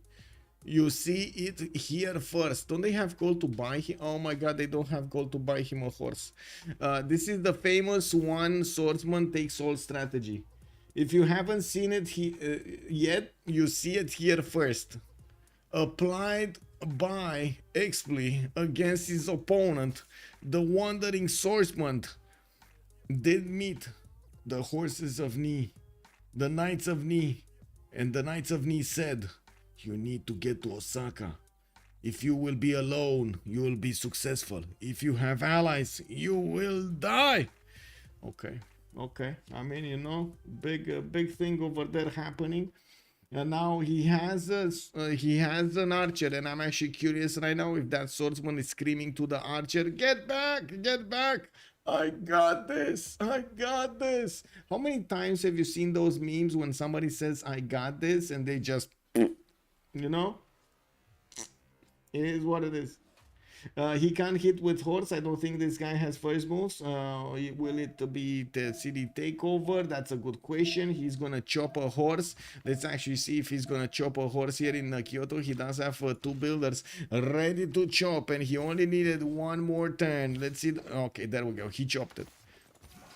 But still, the city is not low enough. Not high enough, I guess. It is what it is. Okay, France will probably deal the move, and then next turn he's gonna manage to put his how to say, upgrade on. He does need to withstand attacks from 2 archers and a slinger. Well, I guess the slinger is not that big of a problem, and it looks like he should be successfully doing this if he gets the promotion first. I guess that's the question, if he gets the promotion first. We got another horse coming up from Kyoto, a spearman from Sendai, horses from Bordeaux, Rennes and Paris. While at the moment I don't actually see Mongolia building up a military, we do see him scouting out his next positions for his settlers though. Okay, looking at people, we gotta see what people's doing. Now he's putting out his 3 encampment setup. Barely now he's getting his 3 encampment setup. That's quite late in the game. He did open up with his Kavaron Plaza, and I do see he didn't finish. He did select to get something, and I think that's Ancestral Hall or Warlord's Throne, one of the two. As a specializing building of choice, he never finished it, and we do have him plugging in Moksha in the city of Mista-Hisipik. Well, it looks like they went asking for war, and they might have gotten a little bit too much for them to chew.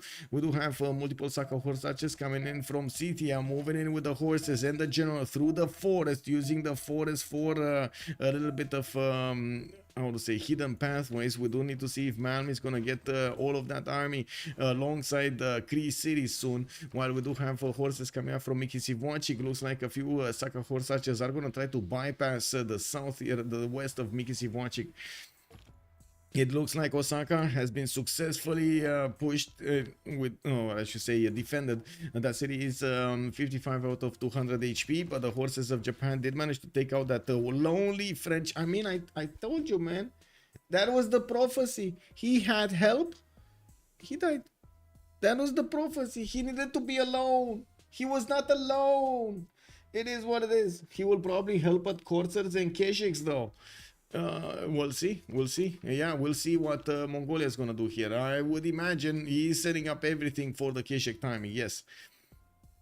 Now we do need to see if France is going to manage to keep on pushing forward with two horses already on the front line. It's not going to be easy, especially since France doesn't have that many units of his own here. He does have a general, which is definitely an advantage against Japan, and we do need to see how he's going to try to flex that advantage. Looking at Chuck, we do have him on a Pen Russian Voice Golden Age 4 series. He's getting Pingala in the city of Ulm, plugged in Magnus, and I do see his volcano started exploding. Did also recruit Hypatia for the free library, while he is using that in the Pingala city to get that extra little bit of science over there for from Hypatia. We do have a 3-year builder. I do see he didn't actually grab any of the Pantanal tiles, and I do see Mongolia is just trying to get something over there. He might actually get a builder if he's allowed to just move around unimpeded. Yeah, we got to see over here the first moves. Okay, so first moves is gonna be a takeout of a horse there. Looks like Japanese archers are gonna try to do a triple attack against France, and we're gonna need to see how this triple no scope is gonna look like. Doesn't seem like the French units are taking that much damage, and I gotta say these horses are significantly stronger than the horses of Japan, with the +8 on them, +5 from the general and the +3 from Intel's opponent's movements. Looking at Chuck, by the way, with 20 science and 32 culture, that seemed like he's seeming quite nicely at the beginning of the game and getting his audience chamber built. We do need to see him also getting, I would say, more cities. I would definitely love to see more cities here from him.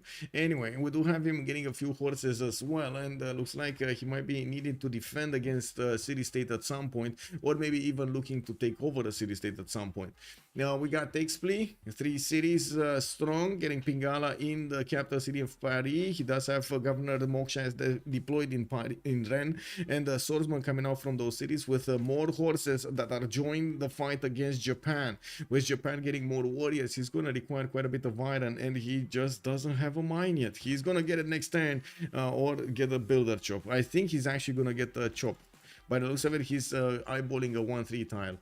Looking at LDK and Russian Voice Golden Age, we do have the massive army of Kree starting to raise from the forest here. They're getting out from each of those forest tiles, and by the looks of it, they're building a line of defense against Scythia. Scythia is bringing more of these support units, the Saka Horse Archers, to do the initial damage against his opponent, and we do have Australia starting to also ramp up his aggression against Kree. This is the biggest problem for Kree right now. He's been in between two nations that are going to be quite strong at the beginning of the game, having a lot of production available for them, or means to getting that to get those units much faster. Yeah, we do have also Wolostron as the selected building here in Mixivochik, while I do see he's getting horses from Mr. Hisipik and Moscow too. He is also benefiting from another one-charge builder to try to chop those. We do need to see how fast Australia... Oh, I see. That's going to be fast. That's going to be fast. Well, I mean fast. That is going to be strong. Strong. Yes. Okay. Did we miss a Pantheon? I don't think we missed a Pantheon. I think we're fine. And what are these French archers doing to the north over here? They looks like they're running down the Indian scouts, and I'm not sure exactly why. Well, there is a horse also going deployed over there, and it looks like he did manage to get the tile next to Osaka, which he definitely needs. He's gonna have another horse attack next turn. Oh, this is gonna be beautiful. So he needs to get this scout where he belongs, over there on the 2-2 base. He needs to get a horse over here, but after he deletes this other horse, so he's gonna need to double tap that horse. There we go, with archers, and attack with this one from the south, and then plow through. Or just go for the city. I mean, yeah, you can go for the city. I'm feeling that unit is gonna die. Yeah, okay, it didn't. Okay, it's fine. He actually killed the horse with it. Okay, well, he didn't want that tile anyway. It's fine. He didn't want that tile anyway. This horse in the south is going to get a promotion, and this is very important, by the way, for France to get those promotions rolling. He does have archers with also enough experience, or at least on one of them, to get the promotion. While more units are coming in, he's going to start dealing the damage against these Japanese units. It's probably impossible. I would say this is impossible to keep the uranium tile for Japan if you do not keep the forest tile and the 2-2 stone, and he can't keep either. So right now, any unit that he puts on the uranium tile is just gonna die. There's no way that unit is staying alive.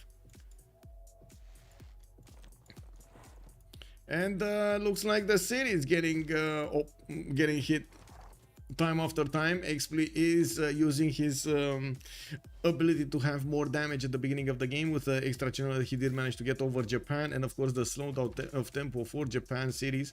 While Osaka is very low in HP, I don't see the builder. Oh, he improved the iron, but he was going for a chop. Does he have masonry? He would have gotten masonry next turn, guys. If only he would have gotten the builder to chop the forest, which I gotta say he wouldn't have known that France would just bonk his city rather than do anything else. He would have had the chance of chopping out walls next turn. Well, that's not happening. And to be honest, after Osaka falls, it kind of looks like all of the defense will fall. We're gonna have the double attack on this horse from other horses. There we go. And of course the archers, another archer. 3 units just died, 2 of them being classical units. And then Japan, yes, it does have still 3 archers, but these are also going to be easy pickings for these horses. While it does seem this is a terrible outcome. We do have Mongolia, Floppy, trying to rush some horses towards his opponent. He's far away from actually getting his Keshek timing, while he's trying to get his campuses out quicker. He's on 15 science and 23 culture. Losing gold right now. He's on -2 gold a turn, while his ally is dying on the other side of France. He feels powerless of affecting this somehow. Looking at the war between Kree and his next door opponents, looks like Moscow is gonna get ancient walls, but I gotta say, this is terrible. This is terrible for the Sharks. 2 of their players are in a basically Irel position right here, while Floppy Flonji is gonna become Irel by default because he's gonna try to save out Japan. It's only gonna be Apology in a corner over there trying to get. Oh my god, not even Apology. Look at France, man. France is getting these units, scary units next to the settlers of India, and India doesn't have a horse. These are 14 string cities, 12 string cities that he's using. Oh my god, 6 science is 30%. Guys, we're getting there. Oh, 500,000 points in the prediction. Can we get to 1 million? Come on, boys. I know you have the points. I know you have them, boys and girls. I know you have them. Just throw them in there. What's gonna happen here?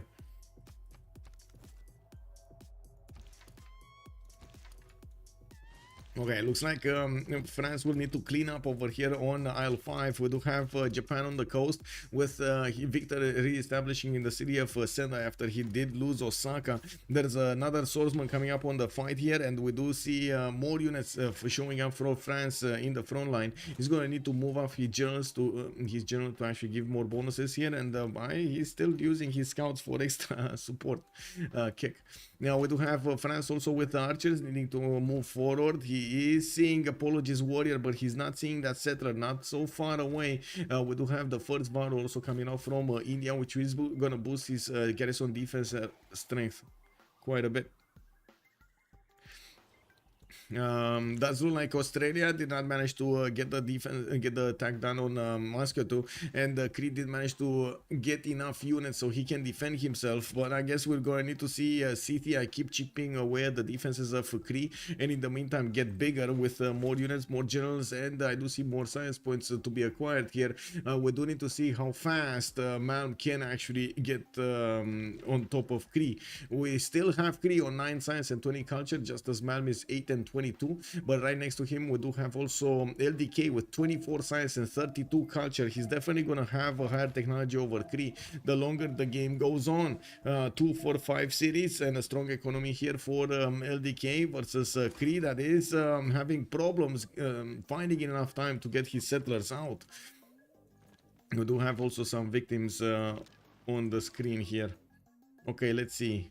Yeah, this is this kind of looks like the total cleanup on aisle 5. I think they're gonna clean up. Yeah, just got here. Who's winning? Sergey, you lost the millions and millions and millions of points over here. Look at that. Look at what we have. So many points in the prediction. Good evening, sir. He has a general and Japan does not. Yeah. Well, I don't know if they already won, but they're still there. They're going there. Kree will die before Japan. I think so. It's safe bet. It doesn't look like he's gonna die before Japan. Japan kind of looks like he's gonna die before Kree. Australia did stop pushing. He did not want to actually spend as much health against that garrison with so many archers. While he does build up his economy, he put enough pressure on Kree to force him to not go other settlers, while Scythia is going to pick up the mantle of just getting more and more units against his opponents. I still don't understand, lol, is it really just because of the bonus from Diplo visibility, or is France's start so much better? It's how did they do it? As in, to explain what happened here to Japan, Japan got stopped to settle for quite a few turns, not able to use his city centers to build units or get more monuments for the culture or do more defense. So France did get an advantage when it came to the tempo. Only a few turns, only 2 or 3 turns. He did manage to get like a few turns of advantage over his opponent, covering the distance between them. And since he did manage to get that advantage, he did get he wanted to he wanted to profit from it and get over an army as quickly as possible to Japan. Give me a second, because it seems like the cat is wanting attention. Give me a second. Robocop wants attention. Hello, Robocop. How are you doing?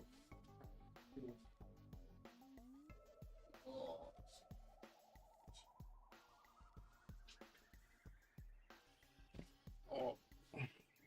Well, from time to time, she needs some hugging. Okay.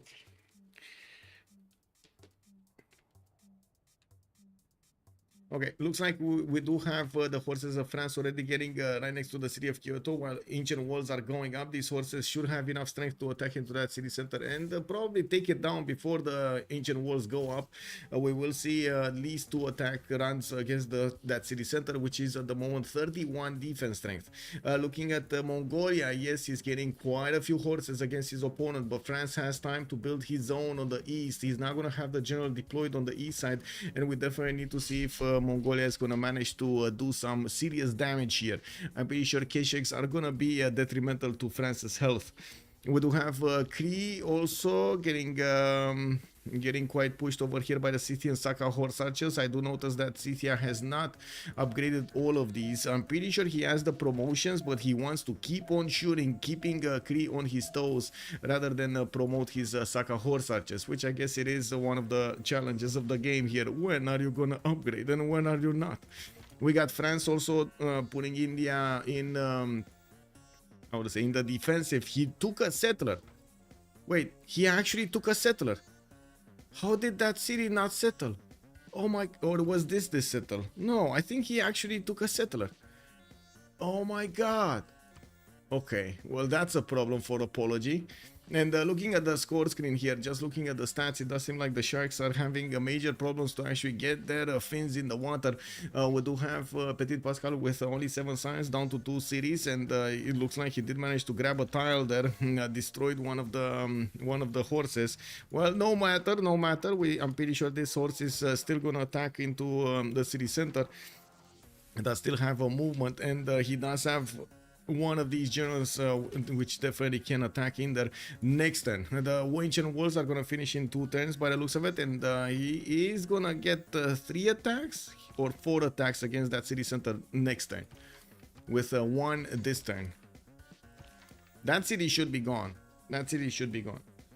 Also Cloud, on YouTube. Hello there, sir, and welcome. They're playing so soon again. Yes, I mean, I was surprised myself. They did announce it like in the I would say at noon today, and I didn't see the message until quite later. But yes, they did play the games one after the other. I think this series should have been played last week, but with CCC, it needed did a bit more time because of that. So is the wildcard. But I guess that's another problem over there. We're gonna need to see when the wildcard is gonna be scheduled, cause yeah. Okay, so the takeover of the spearman. Oh, he didn't attack into the city last time. Can he do it this time? Can he actually? I think he can. Yeah, it's enough damage. Yeah, it's enough damage. That's the capital city of Japan being taken down. He's down to one city, cannot escape. One player will remain without a military alliance, and by the looks of it, Mongolia is managing to take down some of the French units, even managing to conquer some of them. We do see France immediately switching to swordsman, so he can defend himself with a unit that is just not gonna be in Mongolia's army after the war is over. Now we do have also Australia. Just simming, getting more settlers out, putting down commercials, and I do see him getting some more builders in the north, while Scythia is also going to get more settlers. He's prioritizing going into the south as quickly and as close as possible to Cree. We do have Malmont 20 science and 22 culture, putting down 3 of those campuses and finishing them, giving himself those extra science points. I do see also Cree starting to do the same thing here, but honestly right now, like even if they lose Japan, you know, I was talking about Cree being the gold generator here. I mean, Japan was their second gold generator. If Cree is not gonna generate gold, they're gonna rely on everything on India, and they're never gonna touch Germany. Germany here, well, already 29 science and 49 culture. We do have him putting down more commercials and getting those markets in. Hanzas are already starting to pop out of his territory, and I'm pretty sure it's gonna be some amazing production points here that are gonna be generated with these Hanzas. Japan will never vote in the Congress, so on top of the terrible situation they are in, DShark will have a diplomatic victory timer. That is true. That is true. Well, Sendai does look like he might actually finish the ancient walls. Next turn is the last turn to finish them, and yes, France will need to work a little bit harder, but to be honest, they should have enough gold in the bank to just get him a battering ram or something.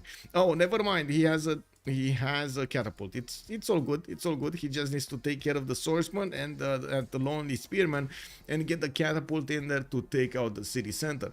While in the meantime, we do have Mongolia pushing into the city of Rennes.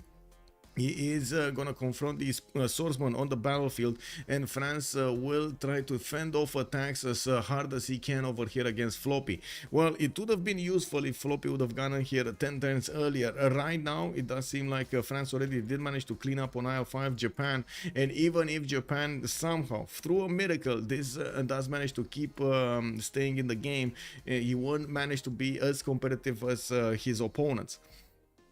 Now we do need to see also if Creo is going to manage to get new cities out. Looks like with the army of Scythia shooting him down every turn, he is not finding time to get new settlers out, and that will just mean it will spell doom in the next 20 turns, especially since LDK is getting 51 science and 38 culture with 76 production points versus Pipo 10 and 20. He has 5 times the science at this point in the game. That is a major problem. Double the amount from the beginning of the game acquired. This game is very over. Last take literally just did all the things. Congrats to them. Yeah, they pulled out every trick in the book here. They pulled out every trick in the book.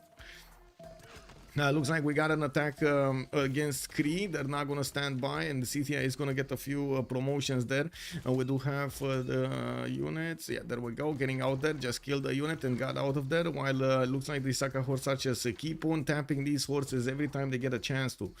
Sendai did build the walls. We do have the Japanese swordsman inside, and yes, it's going to take a while to well, get his army to actually do damage against that city center. Ren is going down, boys. Ren is going down. Looks like Mongolia is still doing the damage. He double tapped that city, and it looks like the French units might actually wait. No, he can't. Wait, can he survive this? So there's a possibility that this horse can be taken, right? But I think it's only... No. Oh my god, he can't take that horse. Okay, the city is gonna grow a little bit. This horse is definitely deletable. This horse is deletable. He can get a swordsman in there, but he can't shift enter. And I'm pretty sure he needs to defend this 2-1 tile against an opponent. So the spearman needs to be getting in here somehow, but he can't get in there. Anyway, this might be survivable, honestly. The city of Ren might actually have a chance to survive. There's only one full strength horse here and another one coming in that will have the ability to attack into Ren. But at the same time, if these horses move out and he does manage to get the early moves on his opponent here against Floppy, he might actually pull this off. He might actually get this defense going. There is one way and one way only. Take out these horses here and defend this tile, the 2-1. Anything else is irrelevant. If Japan loses all his cities, can Mongolia liberate him? Yes. No, all his cities? No, you can't liberate everything. Oh my god, no, he's got... Oh, city of Ren is taken down. No first moves here. We do have XP losing one of his cities. Well, he did manage to acquire 2 from Japan, so you know, at least is that. And we do need to see if he's gonna manage to keep his capital. I see the Terminator. Hello, Robocop. Robocop is losing patience. GDRs are boring. I don't like them. It's single unit warfare, no different from just warring or horses all game. Okay. I mean, you know, it feels a little bit different having those big guns, having those big feet over there with the big hands and the big head. It feels different, Machiavelli, no? Let's see how fast Mongolia can actually get to his cash checks. We do have him still ups in 5 turns and civil service in 1. While on the other side, it looks like Cree is managing to fend off attacks from both Australia and Scythia. It does seem like it's only going to be a matter of time until LDK is going to get to the technology that he needs to keep pushing into Cree without Cree having the ability to defend himself. With quite a few new swordsmen coming around, I'm pretty sure Pipo is going to try to get his crossbow technology, going through engineering and going for crossbows, while he is gonna need men-at-arms or coursers to actually fend off the next wave of attacks. This is gonna be a hard challenge. People who does not have that much science, and even if he did manage to put down some campuses, they're not giving him that many adjacency points. He did not actually go for Pingala, while as you can see his opponent that is on the offense, he chose Pingala as the governor, so he's gaining those extra science points in. Australia is gonna be on 7 cities here, if even 8 actually, and looks like Scythia managing to get some extra promotions on his units. Oh my god, the city of Moscow gets flooded. I mean, if it wasn't bad already, it looks like that city might be taken down. That city, man, disaster strikes. We got immediately Mal moving in his units, Australia moving up his units. He has 3 archers that are just itching to actually get onto the front line to delete the defense in Moscow too. Even if he does have Governor Victor in there, it looks like that city just doesn't have enough health anymore. Well, looking on the west side, it does seem like France still is having a problem deleting the units of Japan. Japan will probably take out another horse, and I do see that's his last swordsman, by the way. That's his really last swordsman, last unit. We do have Mongolia actually choosing to go against the city of Paris. I'm actually a bit confused. It seemed like Bordeaux would have been a much better choice. I guess it is what it is, and we do need to see what he's gonna make here. He did manage to clean up that city of Rennes, which is very important. Taking away one part of the XP Empire. It is what it is. Okay. Hey.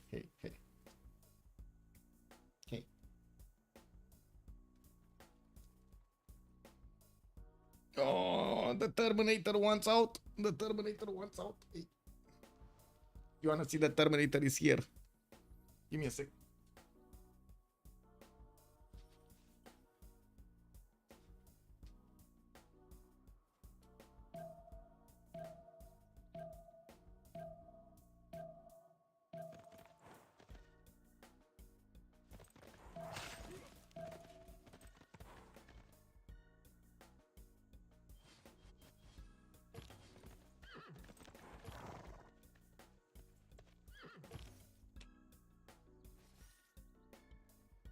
Sorry about that. The plain tile block is cancer. Cake W. That's a long discussion, man. That's a very long discussion. Yeah, she does have a cone, so she doesn't actually get to how to say, nibble away at the rods. I believe they're called the rods. She has like an outside rod and an inside rod next to her bones. Anyway, that actually allows her to move around the house. She's mobile, but she can't, and that's the problem. I don't want to let her here because there are high places that she could climb on and jump from there, and she's not allowed to jump from like higher than this, higher from like basically a chair or a sofa going down. Yeah, it is what it is. Anyway, hello there, sir. Battlecruiser, good evening. Was not at home and watched you at YouTube from the phone. Could not place my bet. I'm so sorry, sir. I'm so sorry that didn't work. Anyway, looks like France is getting some horses from the south. It looks like he's also getting some gold support from his allies, giving him spearmen here. And I do see XP is 5 turns away from getting military tactics. This is still gonna be very hard for him to defend the next wave of attacks, especially since Mongolia is gonna get Keshex, and they might actually save Japan here in the nick of time. Well, are they though? Because I don't know, looking at these archers and looking at the catapult moving next turn, this might not happen. He's gonna move and start shooting next turn. City of Bordeaux immediately getting attacked. The spearmen will need to position themselves to help this out, but it looks like they can't immediately. The City of Bordeaux is gonna get that horse next turn, and we do need to see if he's gonna manage to acquire another tile. Looks like he's not getting the moves, and the city's taken down. Rip that city. Ripperoni. Well, that's another city being taken by Mongolia. More of these horses going towards the city of Paris. And I do notice France is trying to figure out how the land looks like in the north. He did manage to take a city from India, but that's about it. Or I should say a settler, maybe a settler from India, the one that was going for the T-tile here. Rigged? What? Rigged? No, I wouldn't want to march or ride my cav units under a biplane dropping bombs. Yeah, I wouldn't want to do that either, you know. Who is killing who on this western battle? On the western battle, it looks like there's a basically a chain of killing happening, right? We got France going against Japan and almost taking him down, and then we do have Mongolia nibbling at France and almost taking him down. So we do need to see if Mongolia is going to manage to actually finish the job over here against France before France finishes the job against Sendai. Well, with that city getting Governor Victor bonuses, and I do see this catapult did not move forward to start attacking. It does seem like the French units are getting outmatched over here. He might actually survive. Oh my god, can you imagine the turnaround in this? And we do have Moscow also getting heavily attacked by both Scythia and Australia, while we do have the pressure coming in on Crete from the southwest also. I do see multiple heavy chariots are getting ready to upgrade into knights here from Scythia, which will give him a serious advantage of damage against Crete. He will try to do as much as he can over here against these units, and the last hit attacks against Moscow are actually putting that city down to lower than half, but very close to be taken down. Not enough yet though. That horse of Scythia did give up his last health to go against Moscow and take it down, while the city has been razed to the ground. Crete is down to 2 cities between 2 opponents. Quite a few trades happening. Crete is lashing out after Australia did try to take out those units. A lot of Australian units did die here this turn, not to mention the Scythian ones, but it was worth it. The city, the bastion of Crete, has been taken down. We do need to see if Apology is going to manage to get enough science and culture as Chuck, since we do have Chuck over here putting down his sons as to get that extra production going. I do notice he's not actually, Apology is not that far off from the production points of Chuck, but definitely not the same science and culture points. We do have the religion of India here, Zen meditation, eternal preachers, and wait, he didn't whoa, he didn't go for from sacred places and the other one. Okay, interesting. Okay, I mean, Zen meditation, getting that extra amenity is definitely valuable. Is it that valuable over the other ones? Now, Ethereum preaches for the religion, cross-cultural dialogue. He's going to want to spread that religion everywhere. Well, if he's going to have cities to spread it to. Now, finally, the catapult getting in there, unfortunately, is getting heavily damaged by the city of Sendai. And yes, the archers are chipping away at that defense every turn. Only one swordsman and one horse with strong units are available to hit. And the catapult will need a turn to upgrade itself, promote itself, get back its health over there.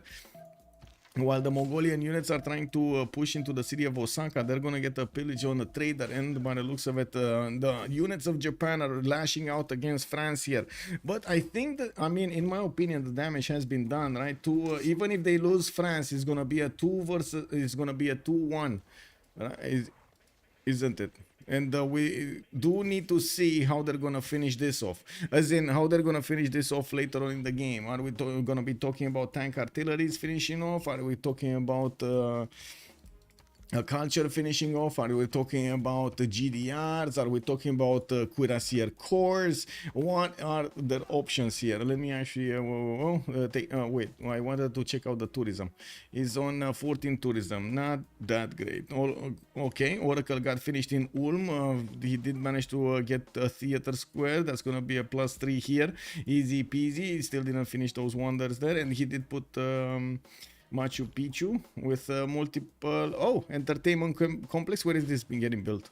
No, that's a campus. This is the entertainment complex. Yes, this is the entertainment complex. And he did get Isodor of Miletus, so I'm pretty sure he's gonna get Colosseum here, which is just gonna multiply the advantages he has. Well, with another big of a working economy, we do have the armies of Mongolia getting to Osaka, while it looks like France will need to retreat back in the borders of Kyoto and Osaka, not to mention defend his city of Paris from the upcoming K-Shakes. I'm pretty sure we're going to see a lot of them on the way here already. Yeah, we do see the cities are building them as quickly as possible. In Australia's territory, we do have LDK 2 turns away from stirrups, also getting his divine right soon. 77 production, 59 science, and 47 culture. He is gonna get stronger units to attack into his opponent, and I'm expecting him to go for crossbows here. But to be honest, it doesn't look like he wants to upgrade yet. He doesn't have. Oh, well, never mind. He's just doing more damage. More damage. Okay. We have City also needing to upgrade his units while he is getting his stirrups a little bit later than his neighbor here. Is not going to benefit from mercenaries yet. I do also notice there is a little bit of a poisoned gift over here from the land. He's going to get in Mikizivuachi Cree is going to get a lot of forest fires in the south, and yes, if this keeps on going, he's going to get a lot of bonuses from those tiles, but in the meantime he's going to have a problem.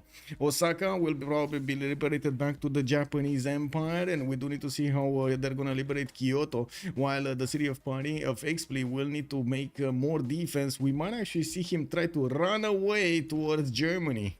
He needs somehow to get a safety settler, because otherwise these Mongolian Keshiks are just gonna cut him down. We also need to see if Germany is gonna help him seize a city state and help him take it out. Does he have a unit somewhere? Oh, he has a horse. Look, France has a horse, and it's going towards Kandy and or Mogadishu, and it looks like they will try to take one of these cities for him. Okay, Apology has Kandy. That's a 24 defense strength, and Mogadishu has walls. That's a harder city to go against. Oh my god, the Terminator wants in again. You went all in? Did you? Can you please show land? Yes, look, I leave the... 1 second. Hey, Terminator.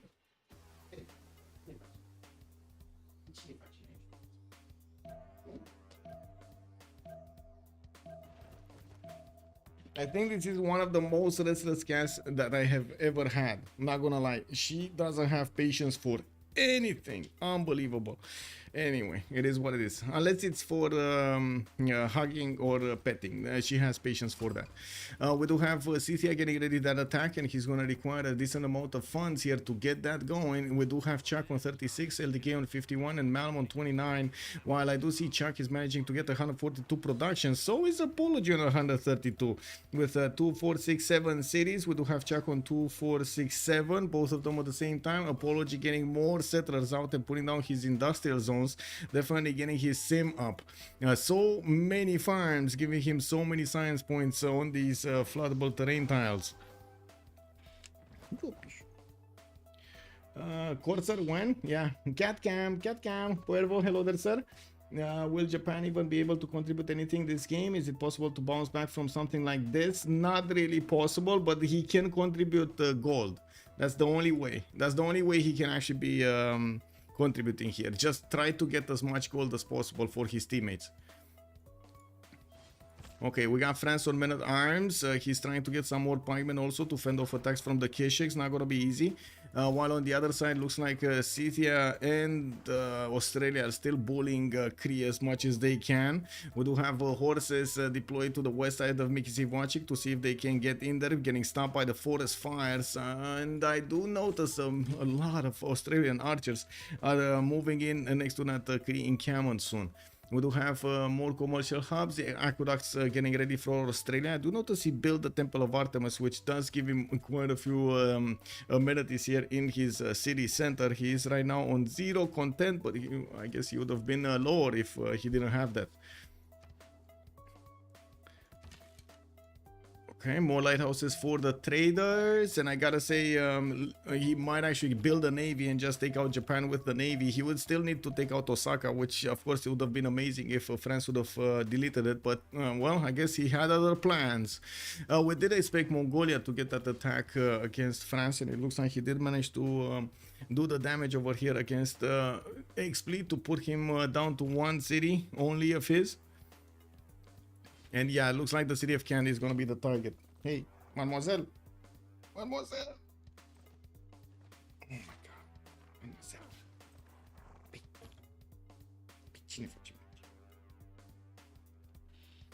Is it bad for Mongolia to have it compared to amenities and impact on their own cities?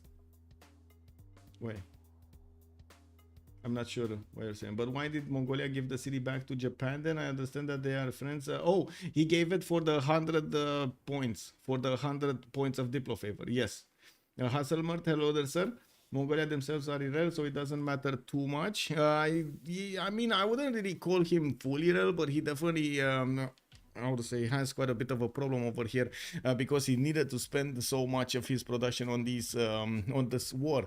At the same time, well, we're going to need to see if Apology is going to make a counterbalance to this, and we do need to see if People is also going to be taken out entirely from the game. While there is a chance France will get the city of Candy with the help of Germany, they are definitely inching forward to do this, and there are definitely quite a few more turns for Mongolia to even have a chance to push through the French defenses. Hei, hei. Te las în camera cealaltă singură dacă te ești cu mine. Ei, nu.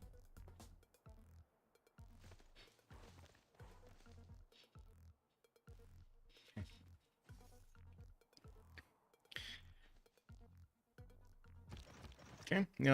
Man did build a lot of heavy chariots. Did he actually manage to get? He still didn't get stirrups. He wants some more. Well, we do have libraries coming out from him, and I do notice he's on 29 science and 32 culture. Is managing to get his economy up to 28 via those kurgans. He's getting a lot of gold, and I do notice Australia is just chipping away at any unit he finds close to his units, close to his archers. With Saka horse archers getting more promotions, catapults walking in and doing the damage against those fortified defenses of Kree. I'm pretty sure the knights should be able to clean this up. We do have People 3 turns away from machinery, and that's the moment he's gonna get the upgrade on these archers to get into crossbows, but that will also require him to get a lot of gold, and that will probably not be enough gold for him to actually withstand all of the attacks he has in front of him. Looking at Mongolia, he doesn't really have the opportunity to pillage that many times from his opponent, but they will take down Kyoto soon.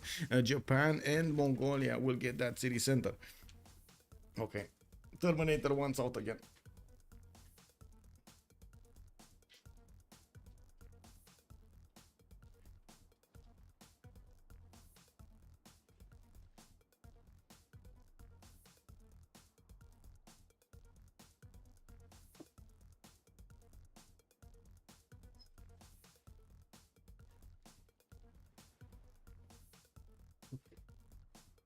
Sorry about that.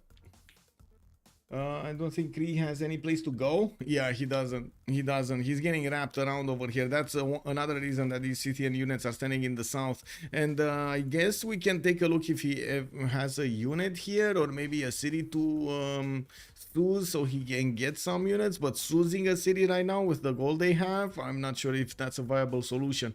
We'll see. Now, anyway, the Mongolian Keshiks are getting in and we can see the damage against these Menatimes is not enough, but we will see a lot of numbers here from Mongolia. We definitely need to see a lot more of these Keshiks if he wants to have a chance to punch through. With Australia getting quite big on the east side, the Chuck is managing to get 72 science and 103, and it looks like he's scaling much better than Apology at this moment in time with 161 production versus 139 from Apology. Those Hanzas are giving him a lot of bonuses. He did manage to get Colosseum here, boosting his happiness level to +3 or +3 in multiple cities. Isodor is also going to help him get something else out. Is this Mont Saint Michel? Is he gonna get Mont Saint? I mean, it doesn't look like he's gonna get anything from it, so I don't think he will. But I guess it might happen. Okay, City of Candy is getting attacked. France is gonna get that horse inside that border, and I do see the city will be taken over next turn. Not easy for Apology to actually get that through, and that will be an escape city for France. While we do have France also getting a horse on a commercial or a campus to pillage it to get a little bit more science. That's good. He is actually getting closer to machinery and trying to bring back at least an archer to his cities so he can have some ranged units. Looking at Kree, his encampment on the east side is going to get walls next turn, and it looks like these Australian units will not have the damage they need at this point in time. Wait, it's 4 archers. Is that enough damage? 4 archers? Do they do enough damage? No, I'm pretty sure not. 1, 2, 3, 4. No, it's not going to be enough. If only he would have had the second attack from a man-at-arm, that would have been enough, but he doesn't.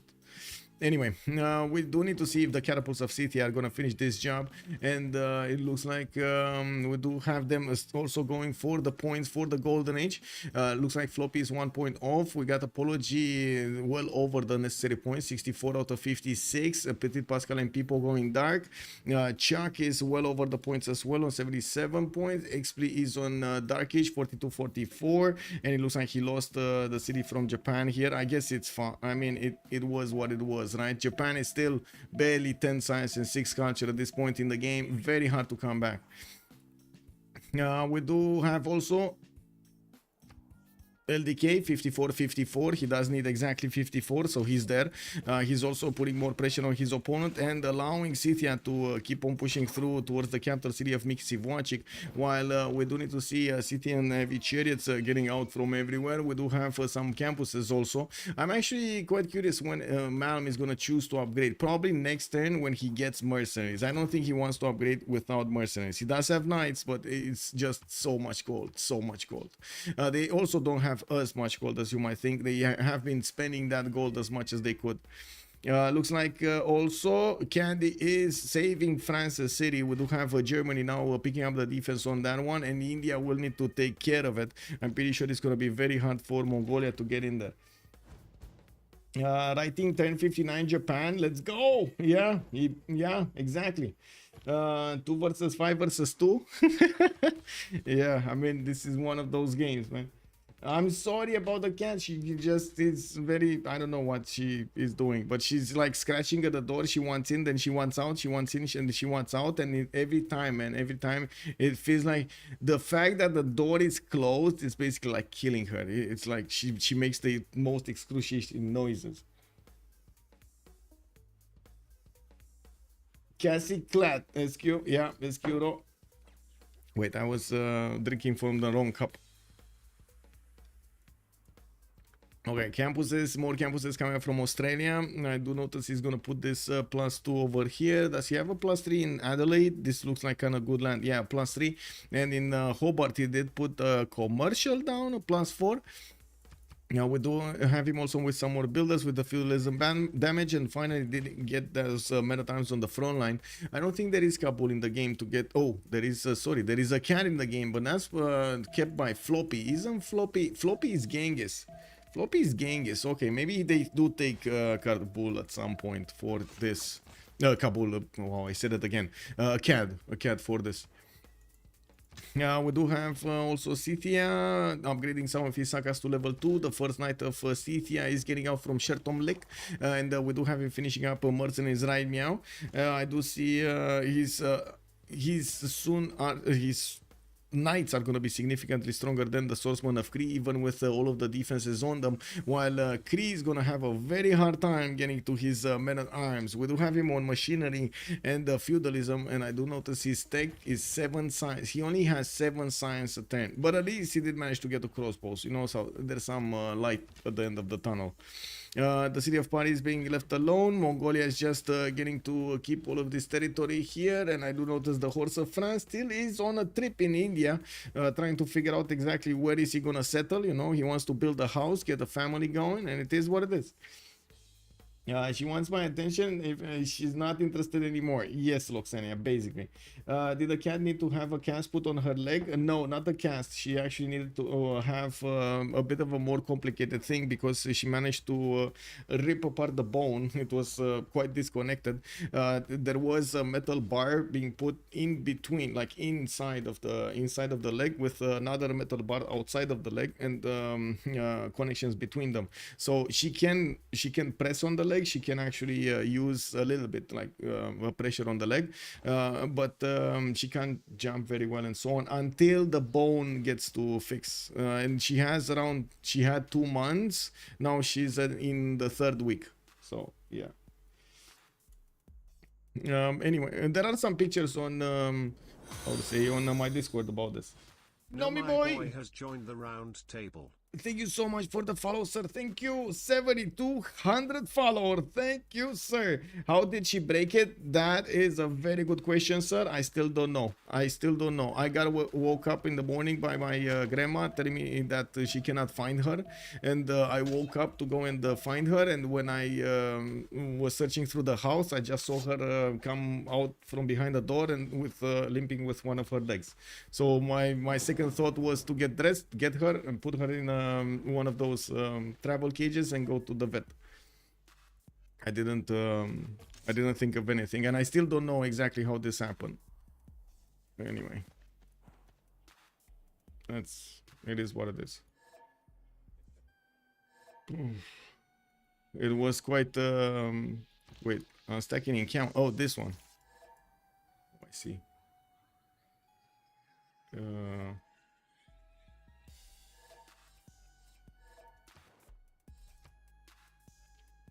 Okay, he needs to get this swordsman out. Are they strong enough to keep pushing? I think they're strong enough to keep pushing into that encampment. Impossible in this situation with Mongol that close. Car? No. Car, no. I'm not letting her outside of the house. It's quite a big house. Like the only thing that I'm imagining is she might have how to say, dropped from the stairs. We got quite a few dangerous stairs, I guess. Oh well. Franz did his job. He cannot do more. Yeah, basically he actually is meriting a little bit of a time off over here in the city of Candy in the corner. Makes sense to have a little bit of candy for France after he did manage to error into his next door neighbors here. Petit Pascal is gonna have a bit of a problem to restart his all of his game, especially at turn 59. We do need to see also with Scythia needing quite a... Why is this happening? Okay, did they mess something up? Did they not mess up? Didn't they get this attack anyway? As in, did it matter that much for the attack that they are reloading? Oh well, it is what it is. The rules are rules. Sounds like she got her leg jammed in on by heavy since the bone. That could be also, yes, that could be also something. I don't know how she managed to do it, but yeah, yeah, I'm thinking it might be, yeah. But that just puts more weird stuff like in my mind. I don't know if I need to close doors, open, let doors open, what areas of the house I should keep closed for her, and so on. The only thing I can say is I'm gonna need to be, and I am more careful with her. I would say overall, so she doesn't have access to a lot of the dangerous parts, you know, like high windows or stuff like that. If the catapult was slightly sooner and was better protected, it was incredibly close and maybe was slightly better. I don't know. Yeah, but as far as actual impact goes, I want to go to as far as guaranteed MVP. Well, let's see. I think Mongolia might be MVP of this game, trying to get his team back into the fray. Okay, we got a players joining back. Jedou, bonjour monsieur. Bienvenue.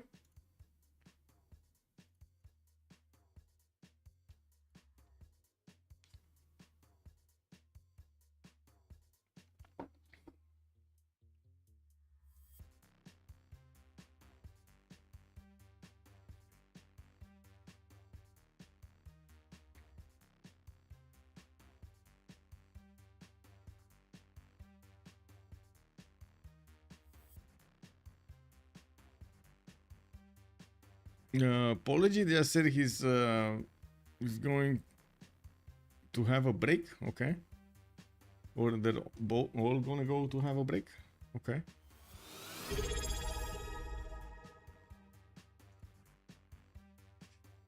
Thou shall be knighted primer. The _sleepy_hedgehog. The sleepy hedgehog. Thank you so much for the prime, sir. Thank you. He grinds. He gets civil service this game. Yeah. Coral does both. True. Not wrong. If you buy a ball python, you don't need to worry about bones. Yeah, true. But you need to worry about other stuff. And I'm not sure which one of those two is better.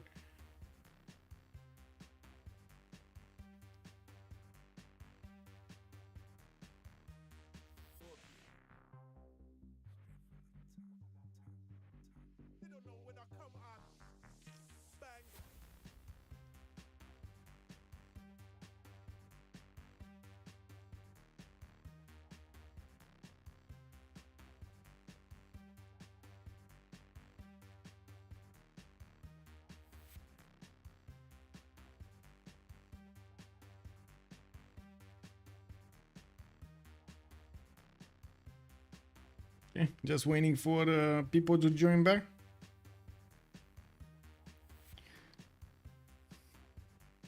Is the cat only pet? No, I have another 2 cats alongside her and 2 dogs at my parents. Nonsense, the only thing a ball python can hurt is a rat? Wait, really?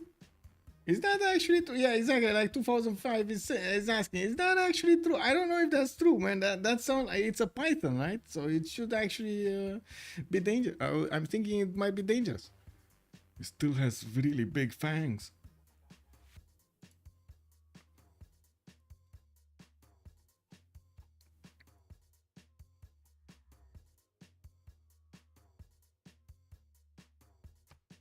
Okay, maybe we do get to rejoin, so we fix any 0 MSS.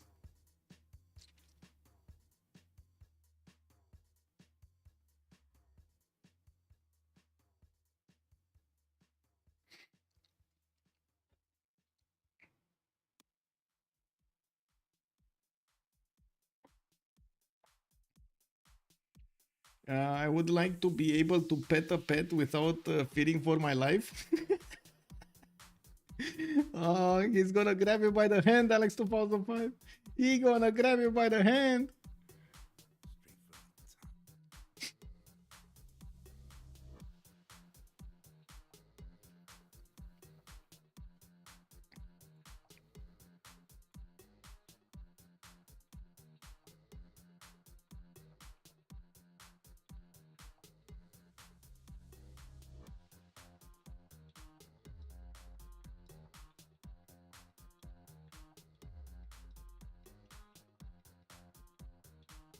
I was just thinking if they should have remapped the last map.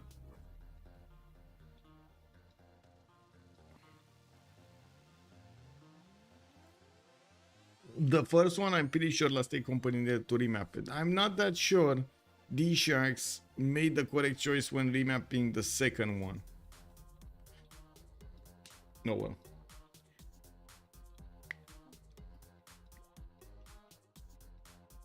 I was afraid of dogs too, but once you can understand their body language, you can pet them and not be afraid. Yeah, that's true. They eat small warm-blooded animals, but they constrict those. They don't have fangs. Yeah.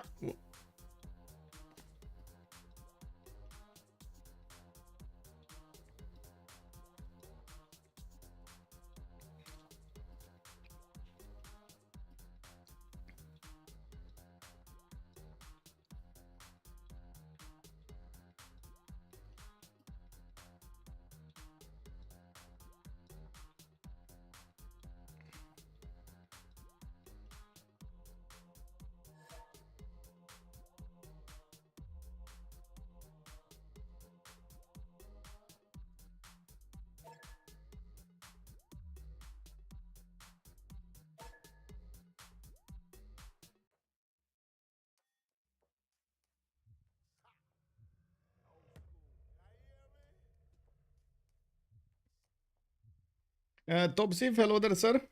Thank you, thank you. How are you doing? How are you doing? We're still waiting for the relobby here.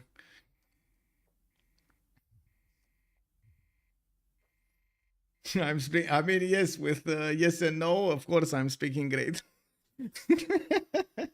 Yeah, I still have a lot to learn in French, like vocabulary, how everything is,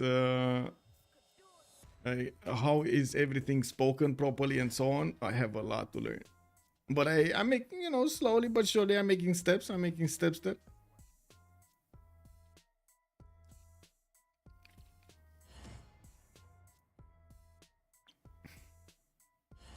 I did almost buy a Cobra, but I didn't want to spend the money for the license. Oh, you wait, you actually...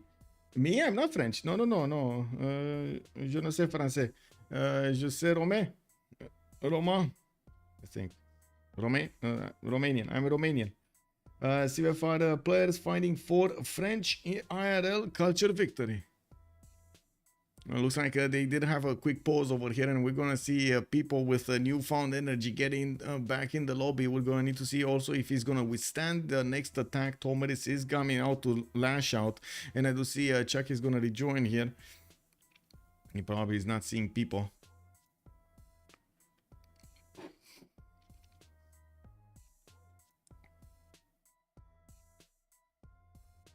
Never actually heard anyone doing it, but I guess they were tasty. Wait, I had a Labrador that liked to bite people's hand.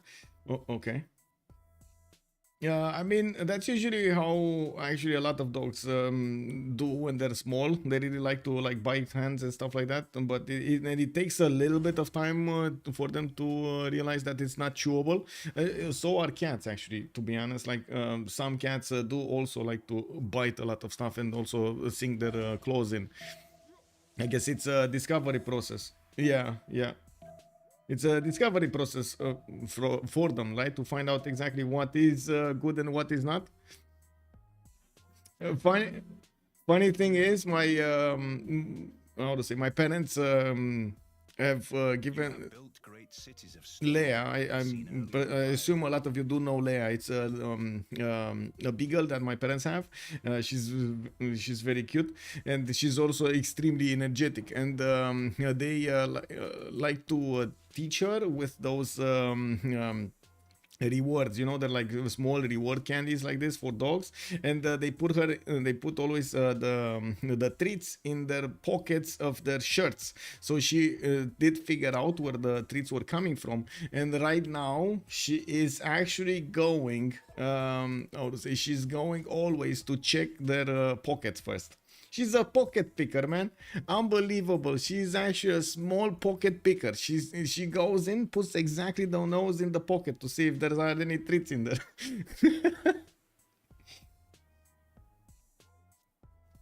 But she was the same. When she was little, she really liked to bite hands and stuff like that. I have two pit bulls. I must be crazy the more I think about it. Kek W. Oh my lord, cats love biting everything so much. Yes, yes. Also, you load in freaking fast. Yes, yes. That's amazing. Sounds like a beagle to me. Indeed, a Romanian cat. Well, I guess she's from around here. I still don't know exactly how the how to say how she got to me. As in, I just found her outside my house and she arrived and she never left. So I took her in. You know, it is what it is. The hound dog. That's cheating. Wait, their family chihuahua by bringing dog treats. Wait, you won over their family chihuahua by bringing. I mean, that's smart, bro. What do you mean cheating? That's smart.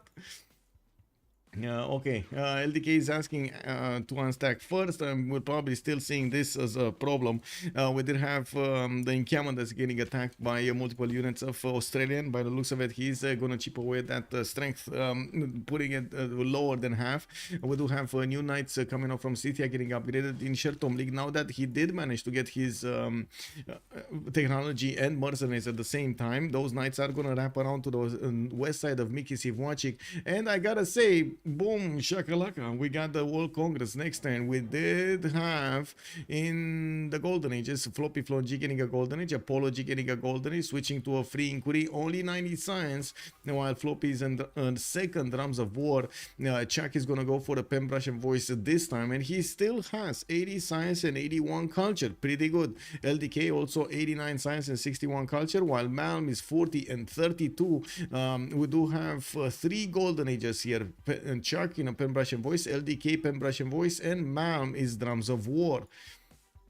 Foreign ministry coming up here from Australia. He is getting more settlers. Geelong is actually going to turn into 10 pop soon. He has actually very good population in these cities. I'm still surprised he's not settling a city right in the face of Cree. I wouldn't be surprised if this settler is actually going to go to the south of the coffee there somewhere. Not amazing land to settle, but I guess, you know, it is what it is. You need more cities. Perth also got put into a non-freshwater position. I think he wants to keep another city here. He kept another city location here. And with his army, he's actually managing to inch forward towards Cree. Cree having major problems to replenish those. And I do see Scythia did manage to sneak in onto the Gavron Plaza horse to pillage that Gavron Plaza Warlord's throne. And he's probably going to pillage the Gavron Plaza itself. We do need to see if Scythia is going to manage to get those knights quickly enough. These forests are actually hindering his efforts quite a bit, not allowing him to get there quickly. Any dog over 5 pounds, I don't know how LBS is said in English, I recommend obedience training. Yeah, I guess you're right. If I see, I have a neighbor next to my parents' house. My parents have a neighbor that has like 2 or 3. She had 1 Rottweiler, then that one died, and now she took 2 Rottweilers, and they're both extremely aggressive. Like extremely aggressive. Gonna keep your tab open, but you need to knock out some YouTube tabs. Okay. Gonna be forever so much. Good evening, sir. Thank you.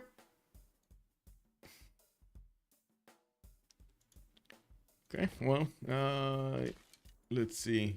Let's see how India is developing here. 2, 4, 6, 8, 10 cities getting his campuses out from each, while France is building up slowly, well, as fast as he could possibly get those pikemen out. And I do notice Germany is trying to stop the attack on Anshan. That city kind of looks set to defend himself with 54 garrison strength. It should be fine, but of course these forces are a good measure to try to help it out. Now we do have Candy all alone. It is going to be a safety settler for his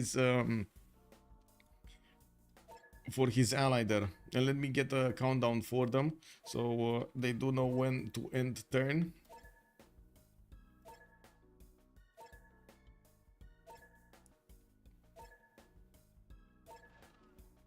I've never seen a player come back from the dead like this. Japan, pretty cool to watch. Yes, I think we haven't seen it. Yeah, we have not seen that. Anyway, we need to synchronize our efforts here. I'm gonna need to synchronize my efforts with Pozhunarv? I think it's Pozhunarv, right? And we're gonna be seeing each other in 2 minutes. Let me write this down. Gold, silver, I go E, gold, silver, U. Okay, so 2 minutes and we're coming back.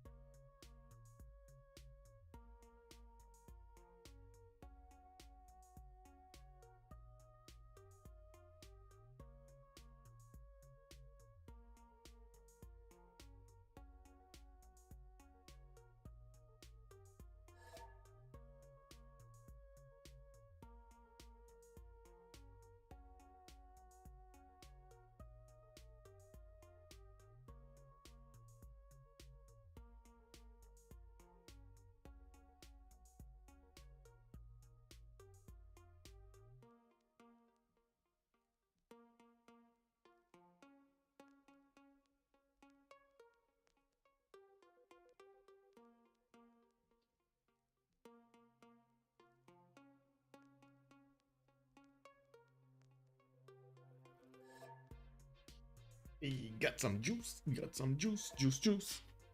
Right click Ethernet adapter, disable, go for a walk. Just disconnect entirely, yes. Agreement, this game is great. I would love to see a comeback from Japan. We definitely need to check out what Japan is going to do here. With 3 series, trying to get more over here. By the looks of it, he's going for those traders and getting his builders out. Getting a galley also from Sendai. He did get one to discover the northern coast, and I'm pretty sure they do already know, of course, about Australia here. Australia, if he does manage to get the navy, he's going to take out these cities of Japan. No problems, no questions asked. While we still need to see if Australia is going to manage to take out Kree with the help, of course, of Scythia, or helping out Scythia. Looking at the Congress, we did have a faith, 100% cost. Wait, that only hurt Scythia, actually. Wait, did India go? He went free inquiry, so he doesn't actually get to buy anything. Okay. Well, it is what it is, and I do see Germany did upgrade the courses right on the fence over here, on the defense of Anshan. Anshan did get his knight inside, and we do have Men-at-Arms also joining the fight soon. Yes, there is a Varo here, but it doesn't look like it's strong enough. We do have also Antananarivo being taken down, and I'm actually quite curious, where is that city, and how was it taken down? Do we have... does anybody know where Antananarivo is? Hello? Antananarivo. Where is Antananarivo and why did it get taken down? What did poor Antananarivo do to them? No. Is it here? It's here. It's here. Mongolia actually took it down. Okay, from Chuck. Well, that's too late. Chuck already has a lot of everything. We do have also Chuck getting his Apadana in the city of Munich, and I do see him producing new settlers, training them to expand his empire. Omar Khayyam was a scientist, and looking at this, we do have Isaac Newton, the next one up. He's going to need at least 2 projects or 3 projects, and by the looks of it, he's still wanting to get Apadana before everything else. Looking at the Indian cities, we do have a project started in Mumbai, and I do notice he's paying attention to, of course, that great person. He doesn't have enough scientists. He's actually going to need at least 2 more projects than Germany to actually get that scientist, and Germany has 16 great scientist points per turn without a project. He's actually he might get this passively anyway. Campus research project coming up next and from Trier, and I do notice he's keeping up the build on his settlers here, trying to get them as quickly as possible. I do have him on 88 points out of 155, and India will require to make a choice here. He will need to make a choice. Keep going for this, try to chop it out or not. Did he get a campus here in Calcutta? I don't think so. He has a... Yeah, he didn't. He's gonna get one soon though. And this one is still 2 turns out. He didn't get a turn there. Okay, we do have Kree also slowly losing his footing. Scythian Knights getting in. The Sakahor Archers are deadly, and it does seem like Kree is managing to repair some of his units over there. I do also notice Australia is not yet pushing anymore into those defenses. He did manage to take probably the encampment tile, but he's not really fond of getting counterattacked by those walls. Wall of Throne next turn is going to be repaired here for people, and I gotta ask, how did they not try to levy Granada into taking Antananarivo or something like that for people? Do they have another choice? Is there another city state that they could actually levy to try to help him stay alive in the game? I guess we'll see. Anshan here, by the looks of it, might be taken down by India. We do have multiple courses getting in there, and I do notice the German units are quite scarce.